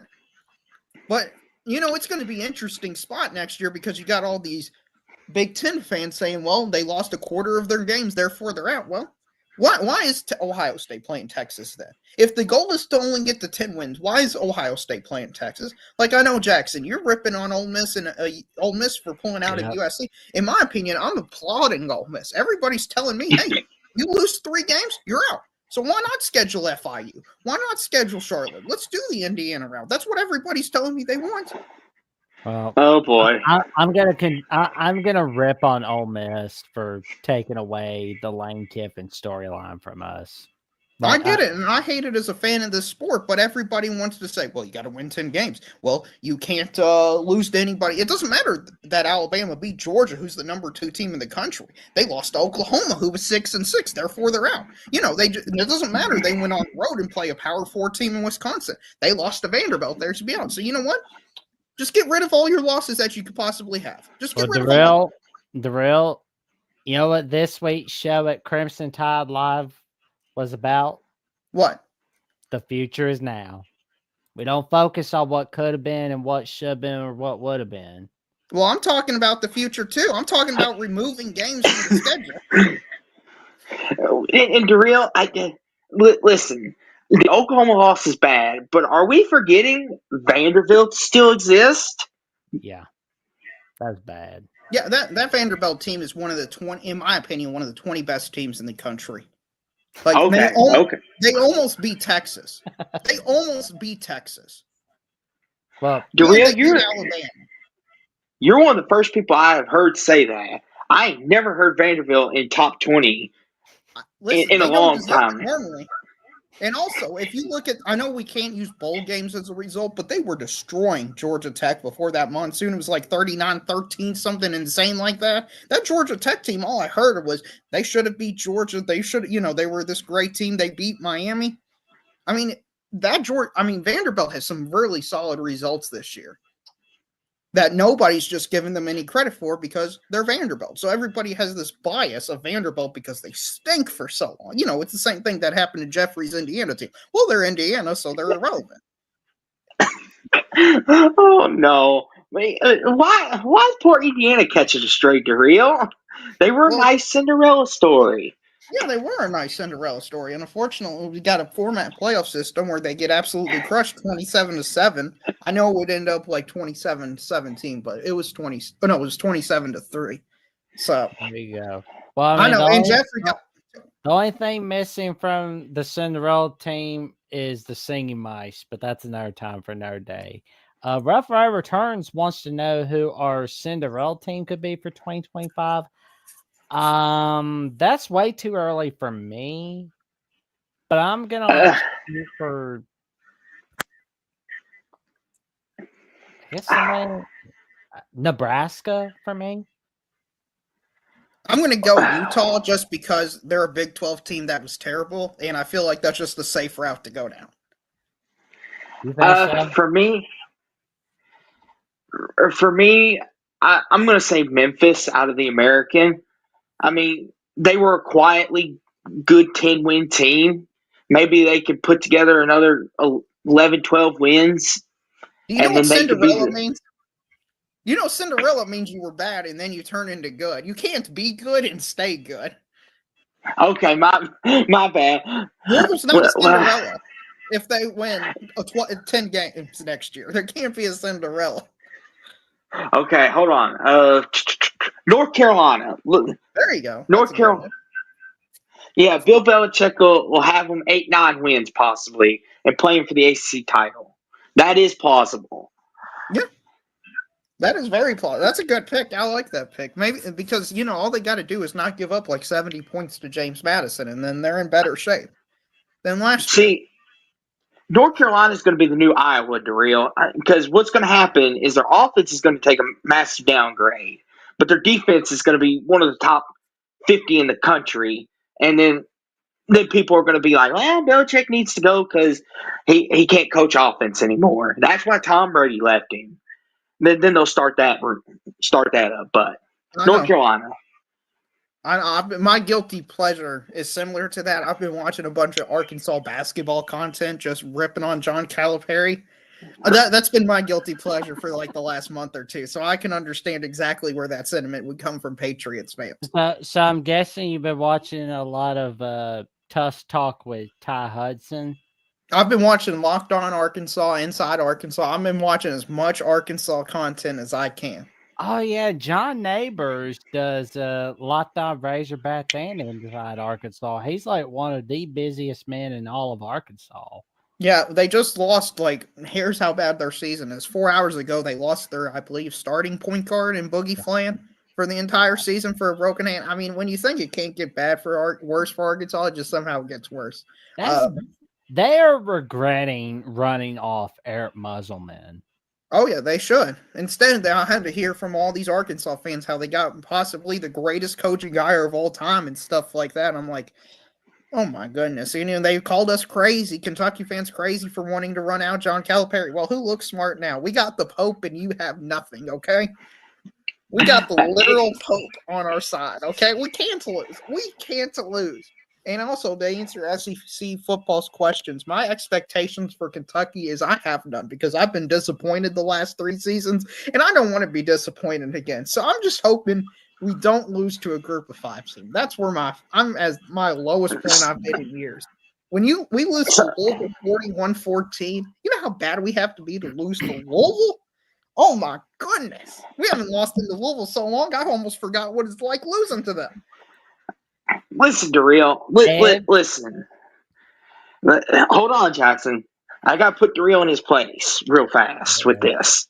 Listen, Daryl. Louisville football is legit. Basketball, we're coming back. Pat Kelsey is bringing us to the top of the mountain. You got a good win today.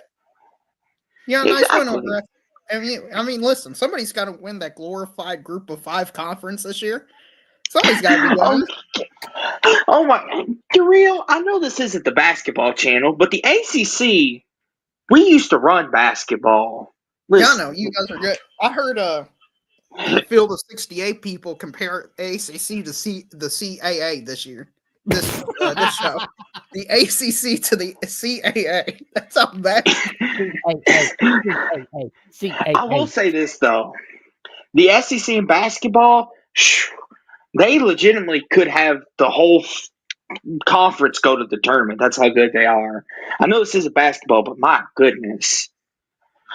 Well, when Mark has a call-in show on Voice College Football sometime this week, you should definitely ask him that, Rough Rider. I don't know personally, but that's just me.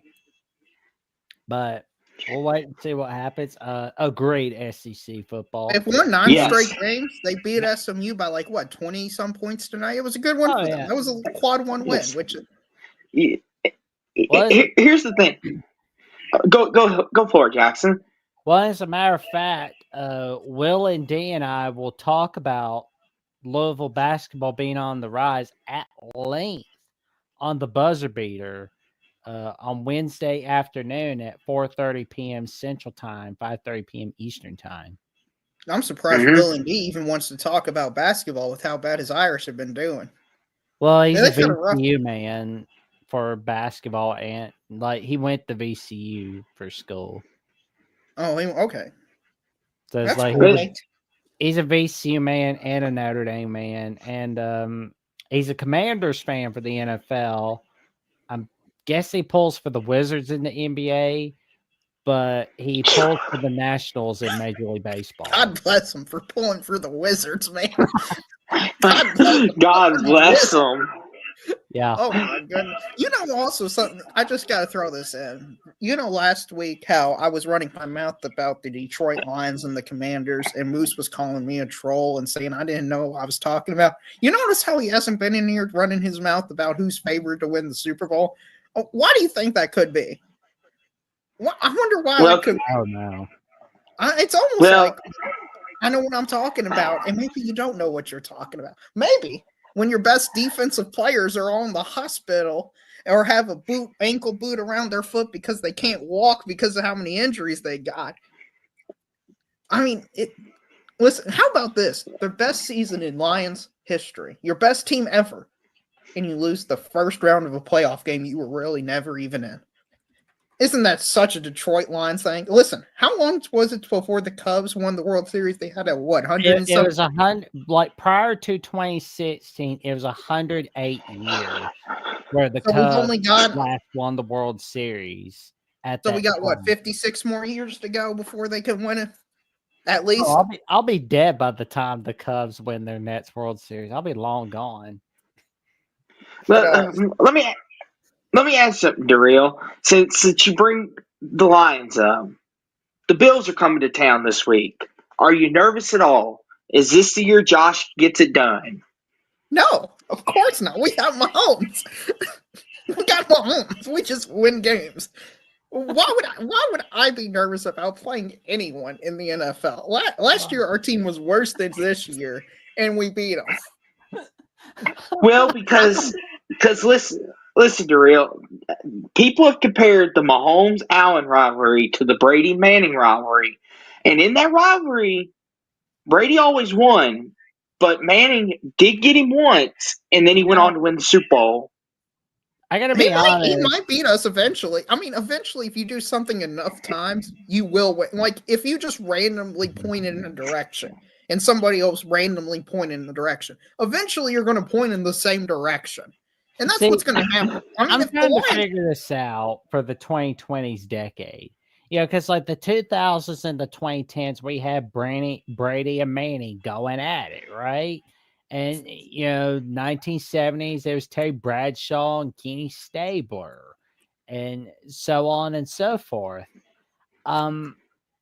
It's been Patrick Mahomes versus everybody so far. Because, we thought it was Mahomes versus Burrow. Now it next minute it's Mahomes versus Lamar Jackson.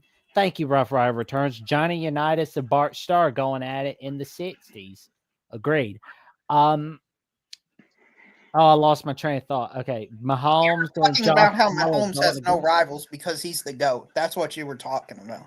Here's the thing though, Darrell. His biggest threat is Joe Burrow, though. If you think about it, that's the Yeah. one guy Where's he he hasn't playing? beaten yet. Hey, where's he playing this week? Well, he's He's on the not. couch with the rest of us. Okay, He's so on the he's the couch. biggest threat this He's year. drinking. He's probably drinking beer, getting passed out or something, or better yet. But that's a joke. But in all seriousness, he's probably wondering, do I really look like Macaulay Culkin? Huh. It's kind of interesting. The biggest threat to Patrick Mahomes is a guy who can't even make the field in a 7-team playoff.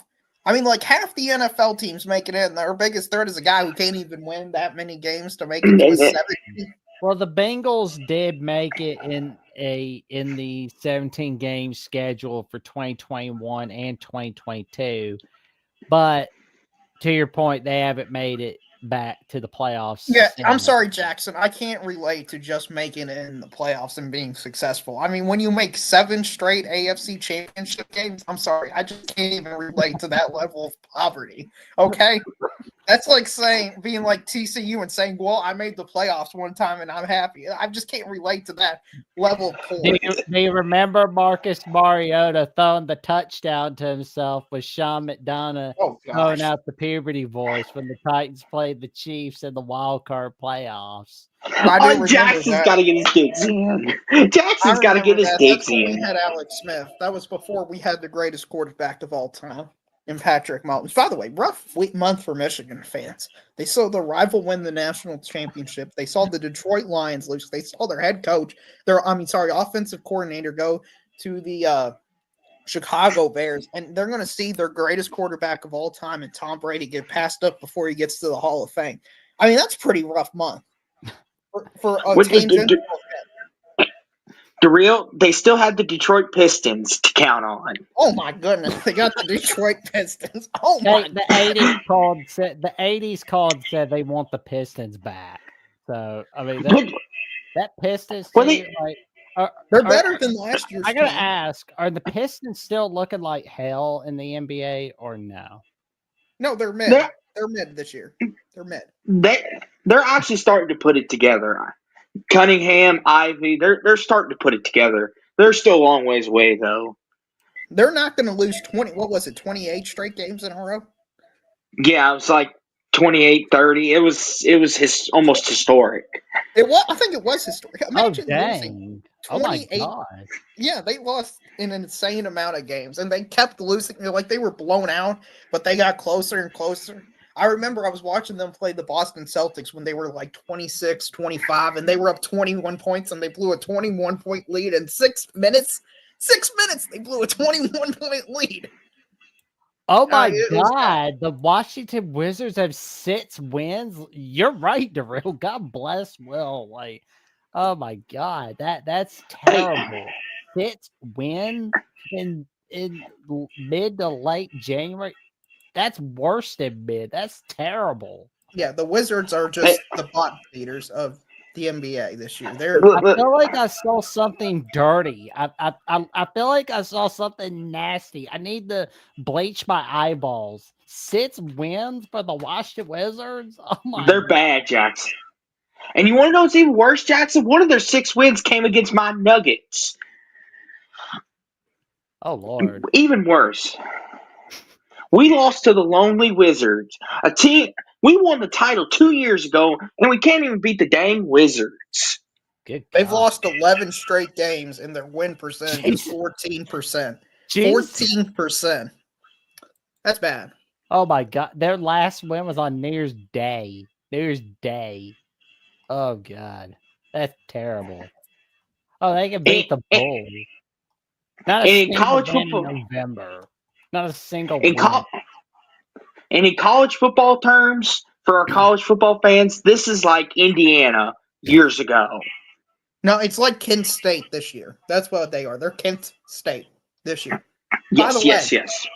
I don't think it's a coincidence Florida State in their first 3 games. They play Alabama, they're going to get killed. Then they play East Texas A&M. Not Texas A&M. East Texas A&M, the Lions. And then they play Kent State. Good Lord. Florida State is going to be 2-1. They're going to have a winning record for the first time in years. Like, that's insane. Okay, so and I'm looking at the Eastern Conference standings for the NBA. The Heat are mid in the playoff standings. I mean, well, they've got the whole Jimmy Butler drama where God. he wants to be traded because he wants a new contract and get his bag. Pat Riley's like, no, we don't want to give you the money. The Heat suspended him 7 games. Jeez. I know. He came out and he's playing like he doesn't want to play for the Heat. He's only averaging like 13 points over the last, some amount of games since he came back. It's a whole mess down there in Miami. Jeez, I mean, Pat Riley's got to get fixed. Same with Eric Spoelstra. Yeah, well, Jimmy told to Pat Riley's face that reportedly that he wants to be traded. And then they had a meeting with the owner, and Jimmy Butler reportedly told the owner to his face he wants to be traded. Yeah, but so what's interesting is tonight the Suns traded their 2031 first-round pick for 3 first-round picks for the Jazz. And they're thinking that's going to be draft capital for the Suns to get Jimmy Butler. So they would have Kevin Durant, Devin Booker, Bradley Beal, and Jimmy Butler all on the same team. Why did you trade all those picks for Kevin Durant? No. Oh, no. I mean, the Suns, if they get Jimmy Butler, they're probably. I mean, he's older. He's 36 years old, so he's still a good defender. He still can turn it up in the playoffs. I mean, they're probably the favorite or one of the favorites to win it all. There's not a clear team this year that's good. I don't believe in the Cavs and Thunder. I think the Thunder are still too young to win it all in the West. Listen, Daryl, you have possibly the GOAT in the NFL. Well, I've got the GOAT in basketball, the greatest foreign player in history. I think you've heard of him, Nikola Jokic, the greatest big man to ever lace a pair of them up. I think by all Tim Duncan counts, was pretty good, but I guess I'll let it slide. Tim Duncan was pretty good, but you get your moment, Daryl. I get mine with mine. Okay, you got Mahomes, I got Jokic. We're mano a mano here. Goat to goat talk. Yeah, I was a bit offended. You said possibly the GOAT, as if it's just not clear and obvious he is the GOAT. That kind of offended. Well, Tom Brady's still around. At least, here's one team that you should be glad that you're not, gentlemen. The Brooklyn Nets. Oh, gosh. Oh, yeah, they had that disaster series where they had Kevin Durant, James Harden, and then they had Ben Simmons. Then what? They traded him, and then they brought him back or something? That was the same crap that they did 2013, where they were trading all their first-round draft picks for a couple of old men, old geezers from the Celtics. It's like you're getting Kevin Garnett and Paul Pierce. Celtics, they're fleecing your butts. They're fleecing your butts. Like, oh, we got one over the Celtics. We're going to get them for the next year. Yeah. You mortgage your entire futures. Your entire future. That is the Brooklyn Nets in a nutshell. They have mortgaged their entire future. They wonder why. Oh, we can't win. Because you freaking mortgage your future every time you see a star player. See, Jackson, I feel like the Nets need to hang the banner. Since the Celtics won last year, they need to hang that banner to the Nets too. Because without the Nets giving up all that draft capital, Tatum and Brown would not have landed in their lap. So the Nets, congratulations. You're part of the Celtics championship. Hang a banner. The Brooklyn Nets are like the equivalent of like that weird 30-year-old simp that's paying $500 for the nearest model he sees on OnlyFans. That's what the Brooklyn Nets are like in a nutshell. That's my comparison for them. I don't know Lord. analogy, but Austin, who do you got in this week's NFL playoff games? Because the NBA, we could talk about them in February, March, April, and May, and June. And so much later to the point where the old narrator quits so that they have to hire a new one. Hey, I get hyped for the Nuggets, even if it's regular season basketball. But to your question, Daryl, I've got the Chiefs and the Commanders in the Super Bowl.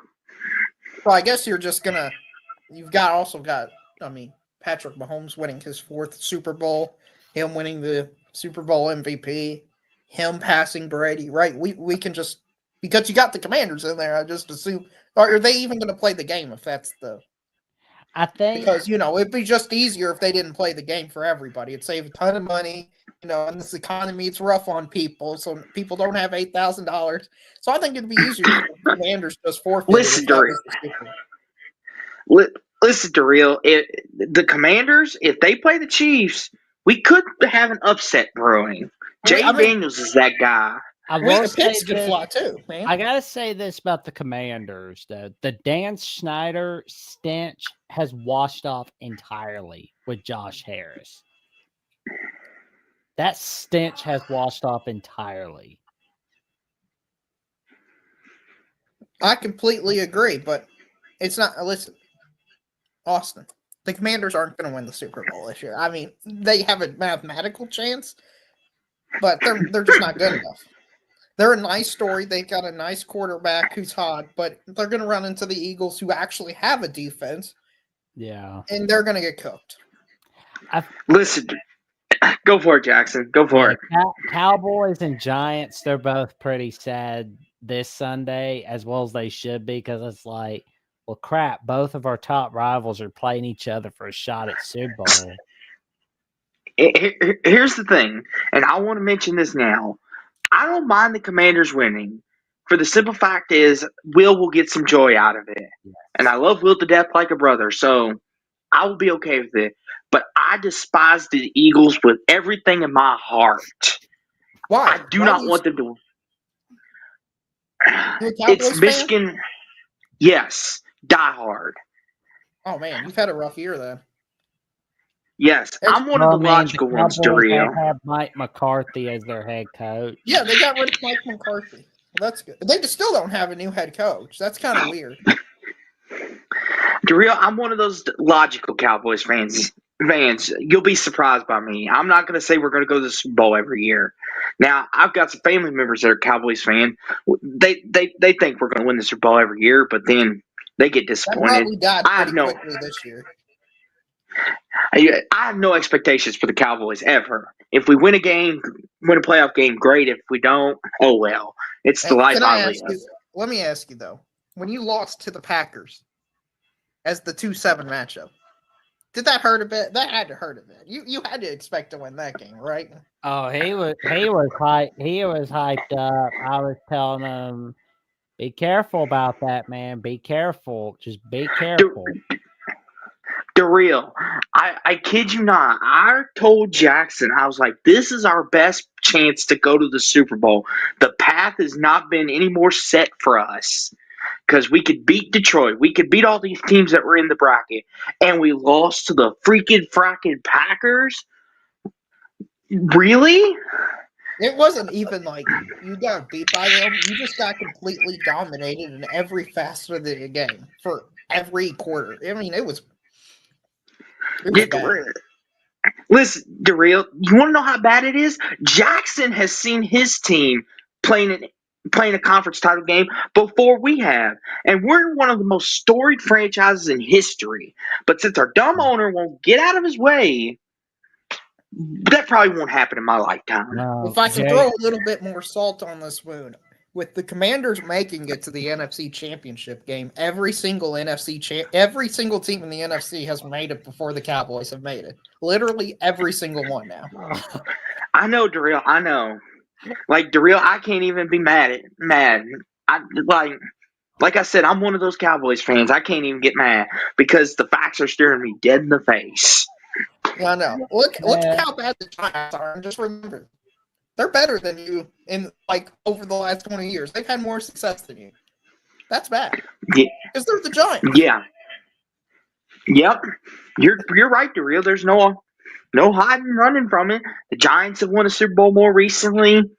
The Eagles have won a Super Bowl more recently, and if the Commanders win, they would have won one Let more me tell you recently. the It's solution to your like problem. Okay, hold I on, think Jackson. Let me give this man his solution.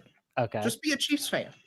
Come to Chiefs Kingdom. We welcome Get all good. new people. Okay, you just have to recognize our Queen Taylor Swift, our King Travis Kelsey, who is not, and you have to recognize we've got the four goats of the apocalypse. Okay, the four goats: Patrick Mahomes, Andy Reid, Travis Kelsey is a tight end, and Travis Kelsey is a boyfriend. Okay, and the reason he's the greatest boyfriend of all time is he's going to win another Super Bowl, so he's going to have more rings than any other boyfriend does in NFL history. Okay. So what title in the royalty realm is Caitlin Clark getting? Because I know she's got like for right now she's got like best girlfriend status, but then like 5 minutes before that it was like Brittany Mahomes. Oh, in my mind, I have her as like in my world, I've got her as like a bishop or a knight.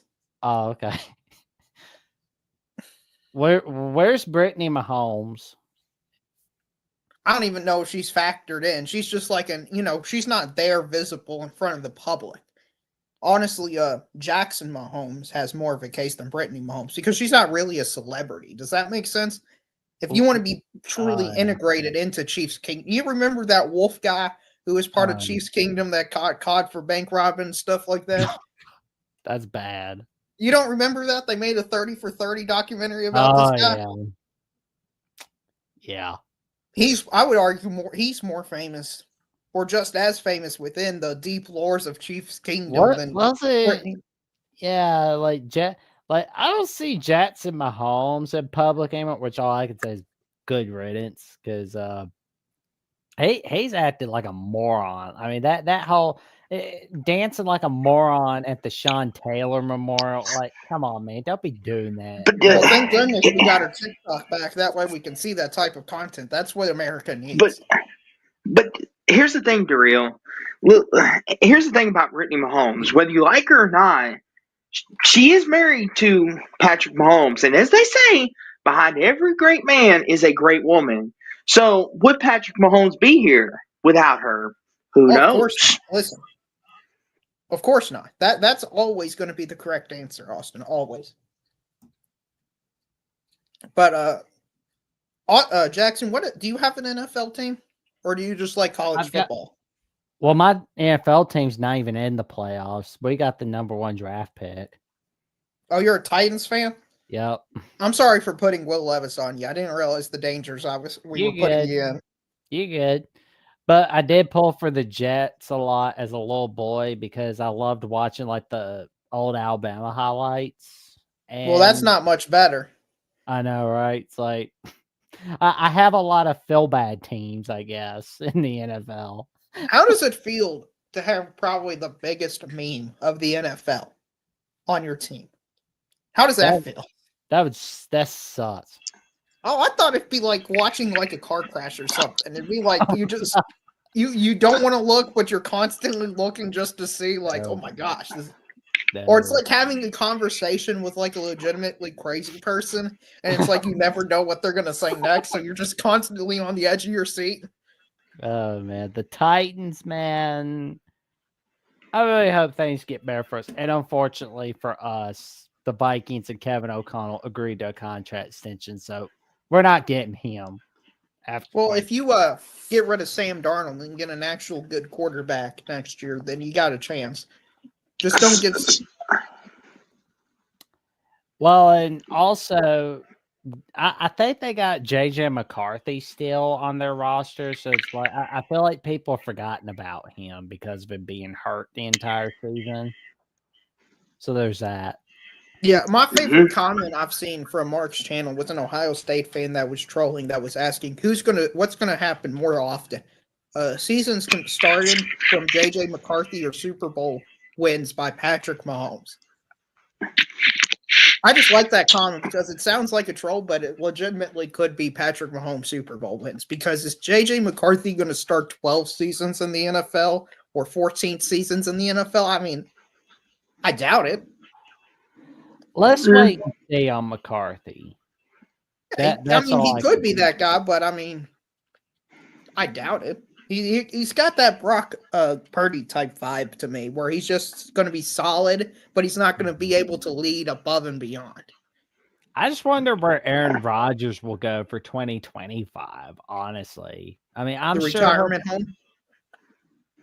I feel like when he does that, he's gonna make an announcement on the Pat McAfee show when he does. Can you pull up Ralph's comment? He's insulting the goat, my goat, the goat. Oh boy, go for it, Darrell. Take off on him. You notice how all this stuff has to do with like longevity and like no matter what Patrick Mahomes could have done, he couldn't break any of those records. Listen, Tom Brady from Super Bowl ring 3 to Super Bowl ring 4 had like a 13-year gap, okay? So we've actually got a 12-year gap to do nothing except win 10 games, and we'll be fine. 184 wins sound like a lot. But if you win 13 games a season, which is not completely outside of the realm with Patrick Mahomes, and also if they expand it to 18 games here shortly, which seems like it's going to happen, you're going to get there over, 15, 13 years, something like that? So it's not as crazy as people make it out to be. Also, if Patrick Mahomes has 9 Super Bowl rings, and let's say he wins this season. Okay, let's just do this season because I don't want to get into the non-Super Bowl rings because some people, for some reason, have objections to that, even though their teams can't beat us. Patrick Mahomes, this team could be argued as one of the greatest, if not the greatest team in the history of the NFL. Just this team, okay? They went 15-1 with their starters. How many teams go 15-1 with their starters? Not very many. Only like the 87 49ers, I believe, and the 07 Patriots equaled or did better. The 07 Patriots lost the Super Bowl, where the 87, I believe it was the 87 Niners. It was one of those mid-80 Niners team that went 15-1 that won the Super Bowl. But then Kansas City, you also have to put in the context, they won it with their 3rd straight Super Bowl. Darrell, don't forget the Cam Newton Panthers team. They went 15-1. Oh, yeah, but they didn't win the Super Bowl either. No. They're one of the teams that if you make a list of great teams that didn't win a Super Bowl, they would be on. The unbeaten Patriots of 2007 lost in the one game that counted against the New York Giants. Right, but so if he wins the Super Bowl this year, he would be the starters, because I don't count that Denver game, and that game was a throwaway game. The Kansas City Chiefs were so good they didn't even need to play in that game. That's how good they were. If Kansas City wins the Super Bowl, they'd be 18-1 with their starters off back-to-back Super Bowl wins. That may be the greatest team in the history of the NFL. I mean, it's hard to argue. I mean, Darrell is speaking facts. Mm-hmm. He is. Also, something Brady didn't do, something Patrick Mahomes is currently doing. Kansas City has won their last 8 straight playoff games. The most the Patriots ever won with Brady in a row was 7, which was between 2003 and 2005. So any record that Patrick Mahomes can get to already, he's beating Brady. Like if you look at like the percentage stats, it's all Mahomes. He's got like the best playoff record, and just all those type of percentage stats, QBR and so on and so on. There you go. Not to cut anybody off, but Darrell, there's one flaw in your entire Mahomes argument. Would you like to hear it? What? The two times he played Brady, what happened? He took an L.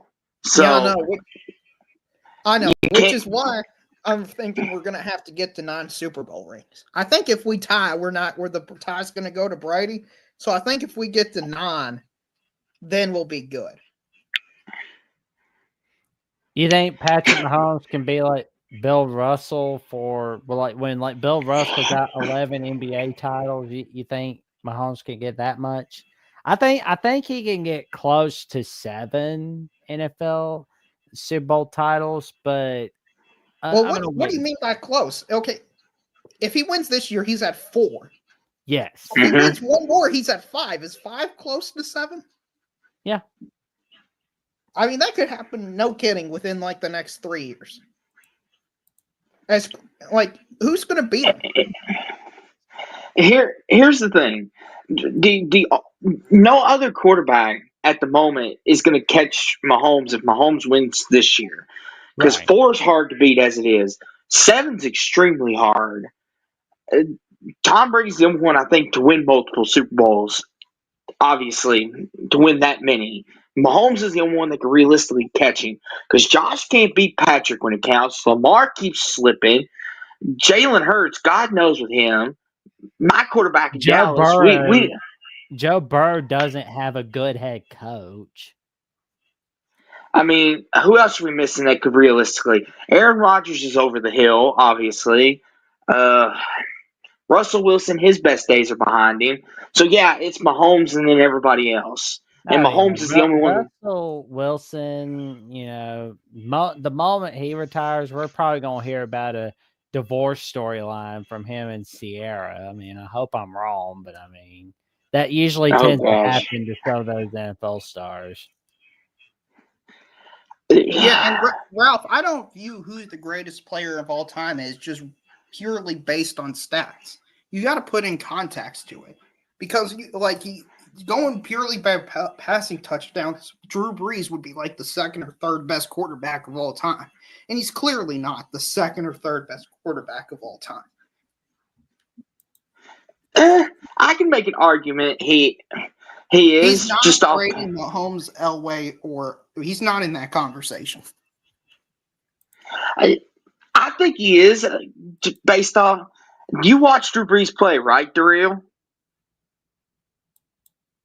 Yes, I did watch him play. I mean, he was an elite for what he did, which was completing passes and stuff like that. His completion percentage was insane, but he just doesn't have the hardware to back up being one of the 5 greatest quarterbacks of all time.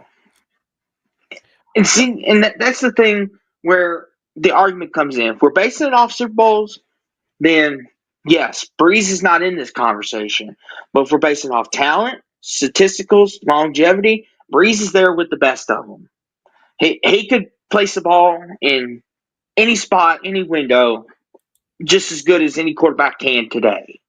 Oh, and to answer Ralph's question, Mahomes to me is at worst the 3rd best quarterback of all time, where I believe 2nd right now. He's got 3 Super Bowl rings, which ties him with Troy Aikman right now. He's got the 2nd most playoff wins of all time right now. I mean, he's already passed everybody else that's played entire careers in 7 years. His worst season is losing the AFC Championship game. Does that not matter? Yeah. No, it does. I mean, you're right, Daryl. Every argument you're making, you're backing up. Yeah. But Mahomes, I say, let his career play out. Who knows? Mahomes, after this year, may never win another Super Bowl, for all we know. Right. You never know. He still have 4 Super Bowl rings, which would have put him at tie with Elway and Terry Bradshaw. Yeah. He would have the tie for the 2nd most Super Bowl rings by a quarterback ever. Well, that's insane. And there's going to be another question as well. How long will we see Andy Reid coaching as the head coach? Because, I mean, it's like we don't know how long he's going to be coaching in Kansas City. Well, I think if he wins this year, he probably is going to retire. Because I think if he wins this year, he's cemented as the greatest coach of all time. He would have never had any down period like with Bill Belichick did. Without Brady, he was horrible. He has 300 wins. He just hit that milestone by beating the Texans, one of only 4 coaches to do that. Mm-hmm. He's revolutionized the game on offense with all his gadget trick plays and stuff like that. I mean, you can make an argument for that Bill Belichick revolutionized the defense side of the ball, Daryl. Oh, he did. He did, but without Brady, he wasn't good at all. Yeah, because I mean, because like his record at the Cleveland Browns, I believe there was like only one playoff season at the OG Browns when he was coaching there. And when it was like when he was without Tom Brady at the New England Patriots, 0 playoff wins with Bill Belichick. See, this is where I'm going to have to step in. Okay. We can make this exact same argument for Andy Reid as we sit here tonight. Does Andy Reid win a Super Bowl without Patrick Mahomes? He came close to it with Donovan McNabb. Yeah, he can't. And if Michael Vick hadn't gone to jail for dogfighting charges, You think they would have had a honestly, he could have gotten a Super Bowl with Michael Vick. And like I'm old enough to remember when like Andy Reid was remembered as the guy that could never get the big wins in the playoffs. Well, let me ask you this, Austin. Who's accomplished more without their best quarterback, Andy Reid or Bill Belichick? By far, it's Coach Reid, far and away. Right. So if he has 4 Super Bowl rings, and he's just win significant less amount of seasons, he's basically statistically tied with Bill Belichick in all the key stats. Shouldn't that he at least be in the conversation for greatest coach of all time? Like, everybody views it as this massive chasm between the two. Like, if Andy Reid plays 2 more seasons, he probably catches up to Bill Belichick in total win. Here's the thing, Drew. I've got no problem with Andy Reid being in that conversation. He absolutely belongs there. Like you said, what he revolutionized with the offense. And with Alex Smith, a quarterback by all stretch of the margins who everyone thought was wasted goods after Kaepernick replaced him in San Francisco. And he comes to Kansas City and Andy Reid makes him a commodity again. He deserves all the credit in the world for that. Absolutely. It's him, Belichick. And then you can throw in Shula, Parcells. You could throw in all these other coaches. Lombardi, George Halas. Yes. But Andy Reid is in that conversation, Darrell. I'm not making the argument that he's not. You're absolutely right for putting him there. So even with the Super Bowl win, you don't think he'd be the GOAT? It's still Belichick by a slim margin. I feel like Andy Reid. It's Andy Reid over Belichick for me. Like for me, it's that close. That close. Last year cemented that for me. I'm glad you've got the more reasonable, and I call it the correct opinion, Jackson. Well, just because it confirms my worldview. Because it was like, people tend to forget the Eagles went to 4 straight NFC title games under Andy Reid, and again, these are the McNabb years, and 2001 through 2004, boom. Well, Austin, I'm sorry you're still a doubter, man. I guess we'll just have to win another Super Bowl next year. Maybe that'll get you on our side. Okay? Because apparently going back to back to back isn't good enough for you. Gentlemen, if the Chiefs three-peat as Super Bowl champions, it'll be the first time in the Super Bowl era that we have a team three-peating as Super Bowl champions in the history of the NFL. But it will be the first time that we see a team three-peat as champions of any kind since 1965 through 1967, where the Packers won 3 straight NFL title games. Packers beat the Browns in 1965. They beat the Cowboys in the 1966 NFL title game and in the 1967 NFL title game, aka the Ice Bowl. You know what, Darrell? I've got a proposition for you, and this won't cost you nothing. If Mahomes wins this Super Bowl, I will wear a Patrick Mahomes jersey on air, and I will claim he's the greatest quarterback of all time. What do you think about that? I think you might need to go on eBay and start looking at Patrick Mahomes jerseys. I will stick to that because if that happens, I will wear it for Darrell. And I will say Mahomes is. I'll call in and say I was wrong about Patrick Mahomes being the GOAT for this season if Josh Allen and the Bills somehow wins. Because I like the Super Bowl. I'm not afraid of any of the teams out of the NFC this year. Like none of those teams I thought were even a challenge to the Chiefs. I thought whoever won the Ravens-Bills game was going to be our best opponent we played. And I still believe that to be true. Like I respect the Eagles, but I don't believe in Jalen Hurts, and I don't believe in their defense nearly as that was 2 or 3 years ago when Patrick Mahomes absolutely torched them in the Super Bowl. So you've got this week. Here's the thing, Daryl. It's going to be a fun game. I think it'll probably be one of those games. Whoever has the ball last is going to win. I think we all can admit that. Oh yeah, that's probably true. But just over the last 5 years, I've seen the same movie over and over again. The Bills beat the Chiefs in the regular season, and then what happens? In the playoffs, they meet up, and the Chiefs win.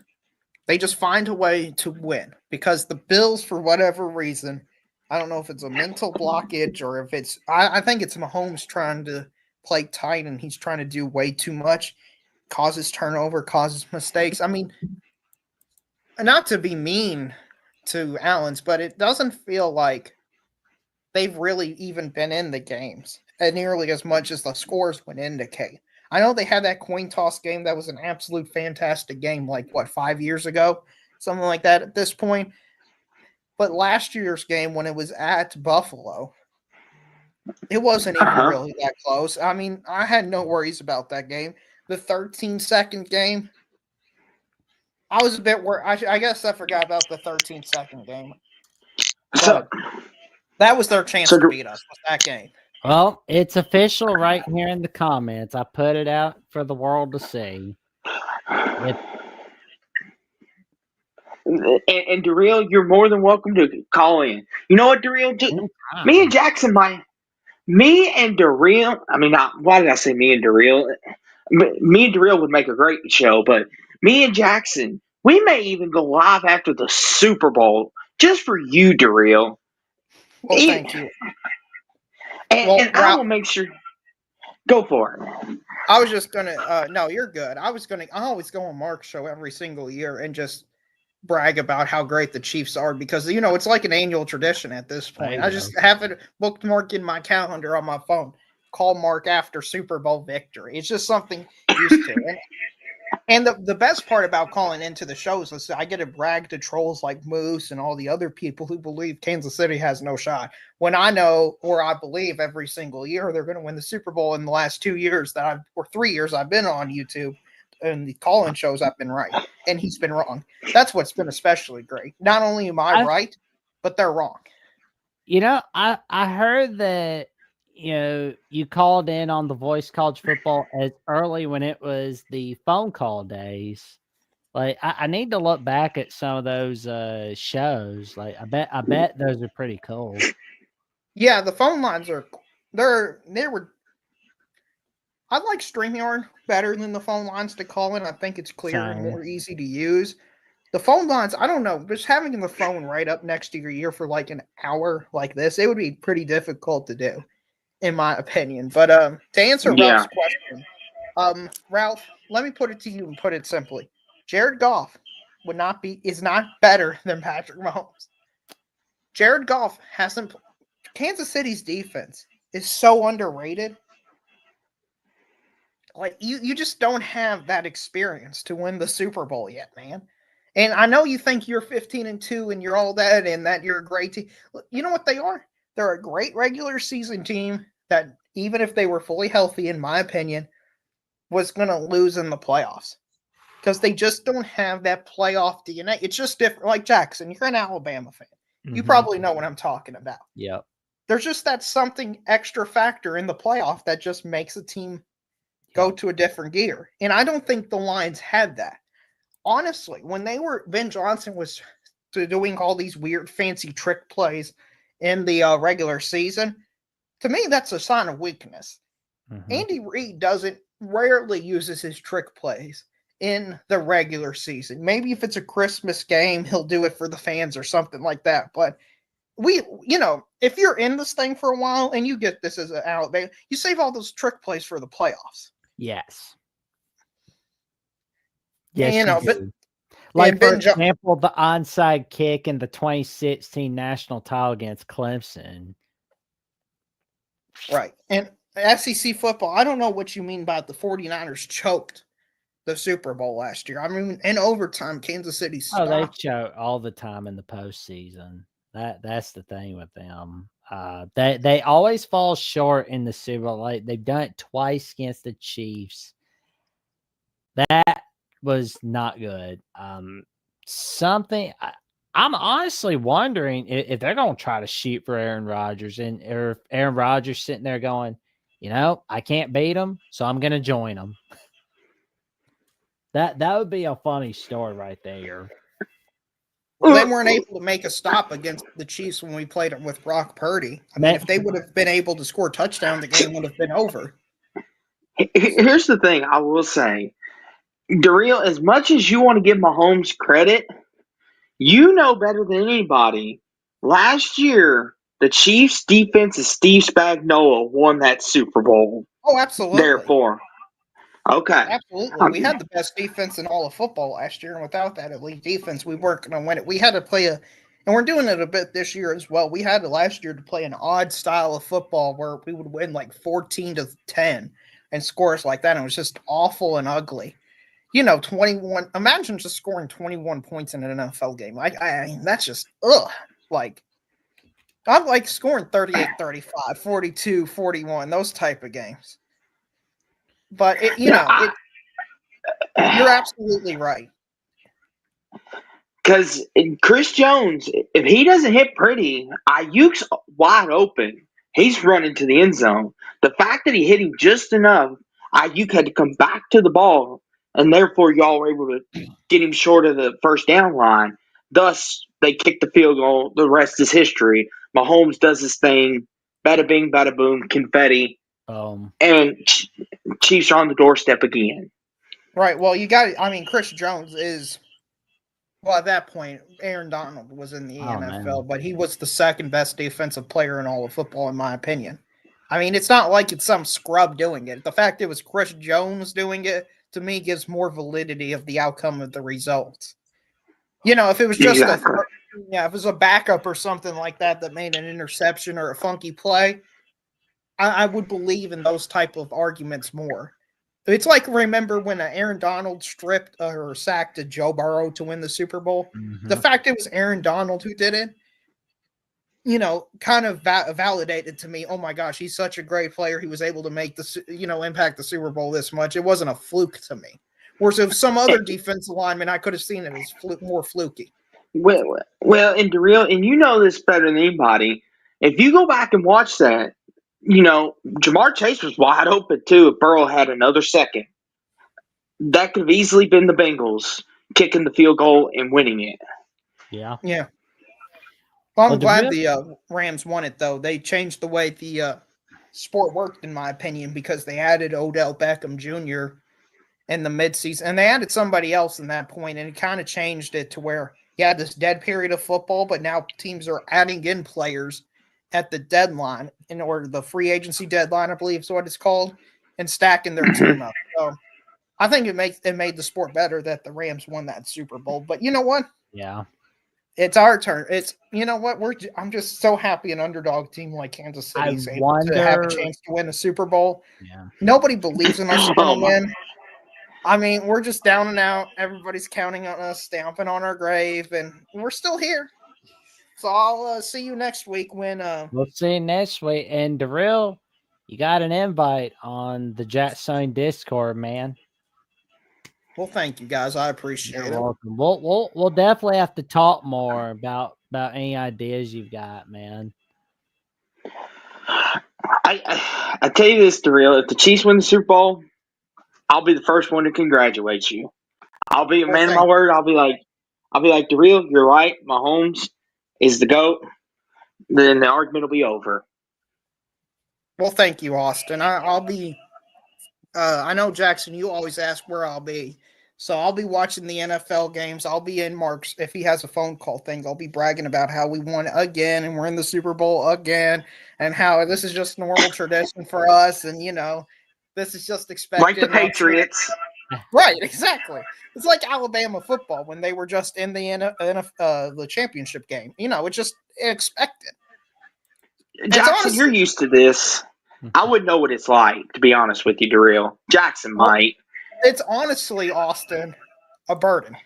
Like, I almost wish we weren't this successful because it's so stressful because you have to win every game. Otherwise, you're doubted. You also don't have any memories of the season. Like, Jackson, when Alabama would play LSU, there's a part of you that's like, everybody's like, oh my gosh, Alabama's playing LSU. But, as an Alabama fan, it's like, oh, we're playing LSU. We should expect to win this game. And that's how I feel about the entire NFL season. It's like, oh, we're playing the best team in football. Oh, we should win and beat them. And we beat them. And the only games that really matter to me is this game and next game. Darrell, I'll tell you one game that I wish Alabama would play for future non-conference games. I know we have it in our non-conference slate, but this is a team that's in our fight song. Would you like to hear it? Who? Georgia Tech. Oh, that'd be good. Well, I didn't realize how late it was in the evening, gentlemen. I guess that's what happens when you have a good time. So I'll see you later. Have great conversations, that's bound to happen. And Darrell has left the building, and now anybody else wants to call it? Cool. If can't, that's okay. We'll wrap it up in just a little bit. Because that was a great call. We always love Darrell. He's always welcome back. And you know what, Jackson? I've made an executive decision on the fly. Would you like to hear it? What's that? You know what? Just because I'm in such a good mood and I'm a man of honor, Jackson, what do you say? We might have our own Super Bowl show afterwards. Well, what do you say? Yeah, sounds good to me. We might possibly think about that. We might have it the day after. That way, we know Darrell could be watching, and we can let him know to his face. He can either come on and vent, or he can come on and celebrate. And that goes for all of you, everybody in the chat. You come on in and tell us your takes on what happened. Boom. Round past 5 of my home jersey? No, but if they do win, I will go buy one. I am a man of my word. You will see me in a Mahomes jersey. Don't know if it'll be what color it'll be, white, red, black. I will be in some type of Mahomes jersey. You will catch me in one of them, and I will wear it on stream for y'all to see. I will not duck the smoke. I'm a man of my word. There you go. But speaking of Jackson, things that we are. The transition sucks, but anyway, things that people know that will be happening, unlike the Chiefs winning the Super Bowl, which we'll find out this Sunday. What we do know that happens, there is magic. Magic in the air, and it takes place on Alabama at the voice of college football. So anyone that is not subscribed, subscribe. Go over there and subscribe, because Jackson is dropping Bama knowledge on you. He's the wizard of Alabama. But Jackson, you, Johnny, and Jeffrey, let them know what it's all about. Well, Johnny and I host Crimson Tide Live Monday afternoons at 5 p.m. Central Time, 6 p.m. Eastern Time, where this week we talked about how the future is now.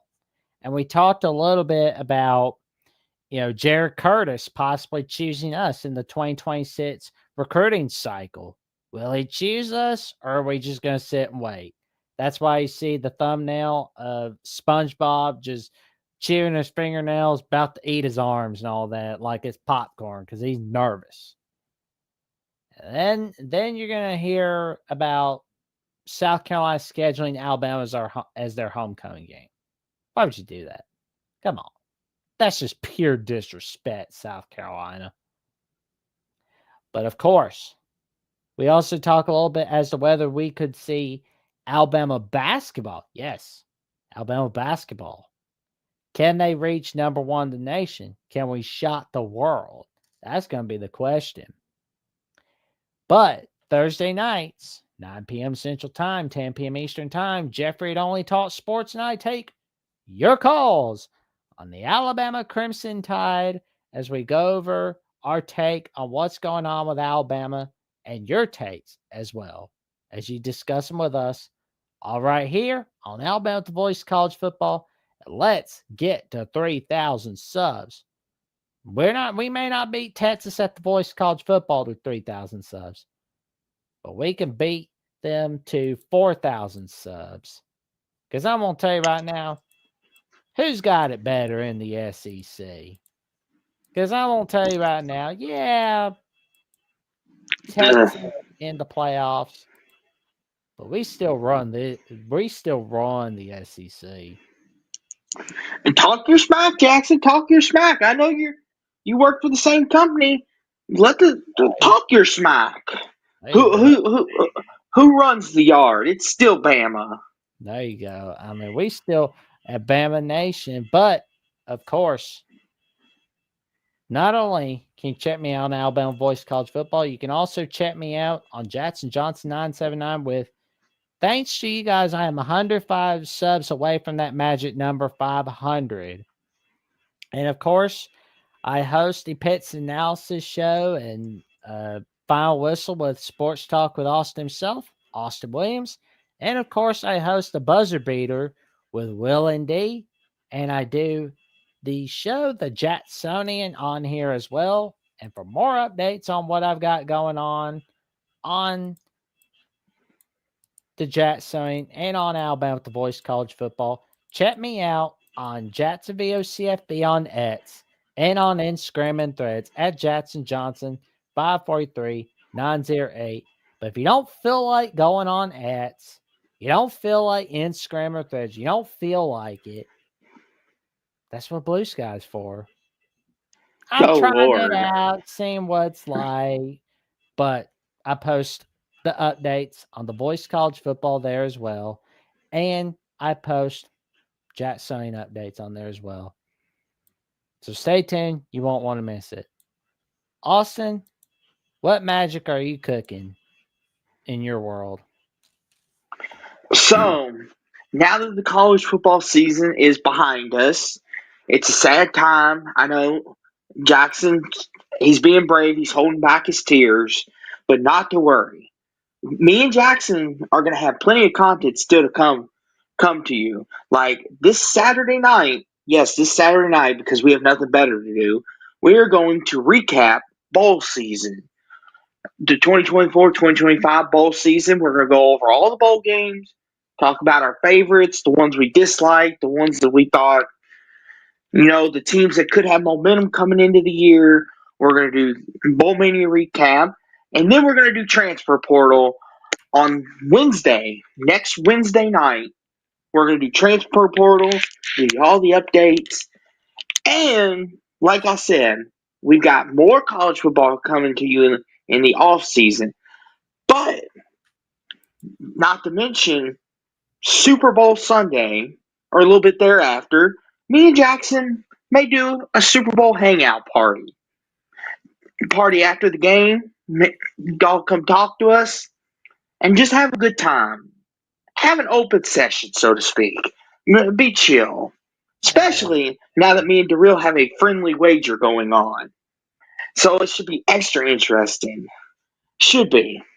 I That's like Ralph something. Walt's idea. Get a Texas Tech Mahomes jersey. Because, I mean, we did I say didn't you have spec- to wear a Patrick Mahomes jersey, I not didn't specify which Patrick one. Mahomes Chiefs jersey. So Ralph Wolf giving out the free real estate idea. This is true, Jackson. Come to think about it, I didn't mention which one, and Darrell didn't specify. He didn't say, make sure it's a Chiefs jersey. He didn't say, don't do Texas Tech. Ralph, that's a good idea. Oh, That is a good. See if you can get a White House High School Patrick Mahomes jersey. Oh boy, if I could find that, I better not wear that out in public. That'll be rare commodity right there. Getting his high school jersey, Lord have mercy. I'll have collectors on my doorstep trying to get it off of me. They'll be like, Hey, we'll offer you $3 million. Be like, no, well, I go mean, away. you could like get because I'm seeing it and it's like sold for $39.99 on eBay plus tats. So it's like we'll have to see if there's one your size. But I mean that's all we have to either on eBay. Okay, there's one on the Jersey Nation. So it's like if Mahomes, like what I would do is like wear it once, then hold on to it, and then you can sell it to somebody that will be the highest bidder. Oh, there we go. Jackson giving out free advice. But though, in all seriousness though, that's what we've got going on this week. Potential Super Bowl hangout. We've got Staying more out of college cold football. weather. It's staying out of cold weather. More college football content for sure. That's a definite. Definite gonna happen. We're always gonna cover college football. That's a definite. Super Bowl hangout. That we'll fly by the wind when we do that one. But yes, that's what we've got planned. And Jackson, once again, congratulations to the Ohio State Buckeyes. There we You're the go. champs. Enjoy it. And we'll see y'all for 24-25. Well, we'll see you again before then, but next football season when we have games to talk about. There we go. Roll Tide and go Cards. Like, Go comment, subscribe, click Cards! on the notification bell so you never miss no video whatsoever. We'll see you soon. Good night. Sleep well. Stay safe. Stay warm. It's cold out.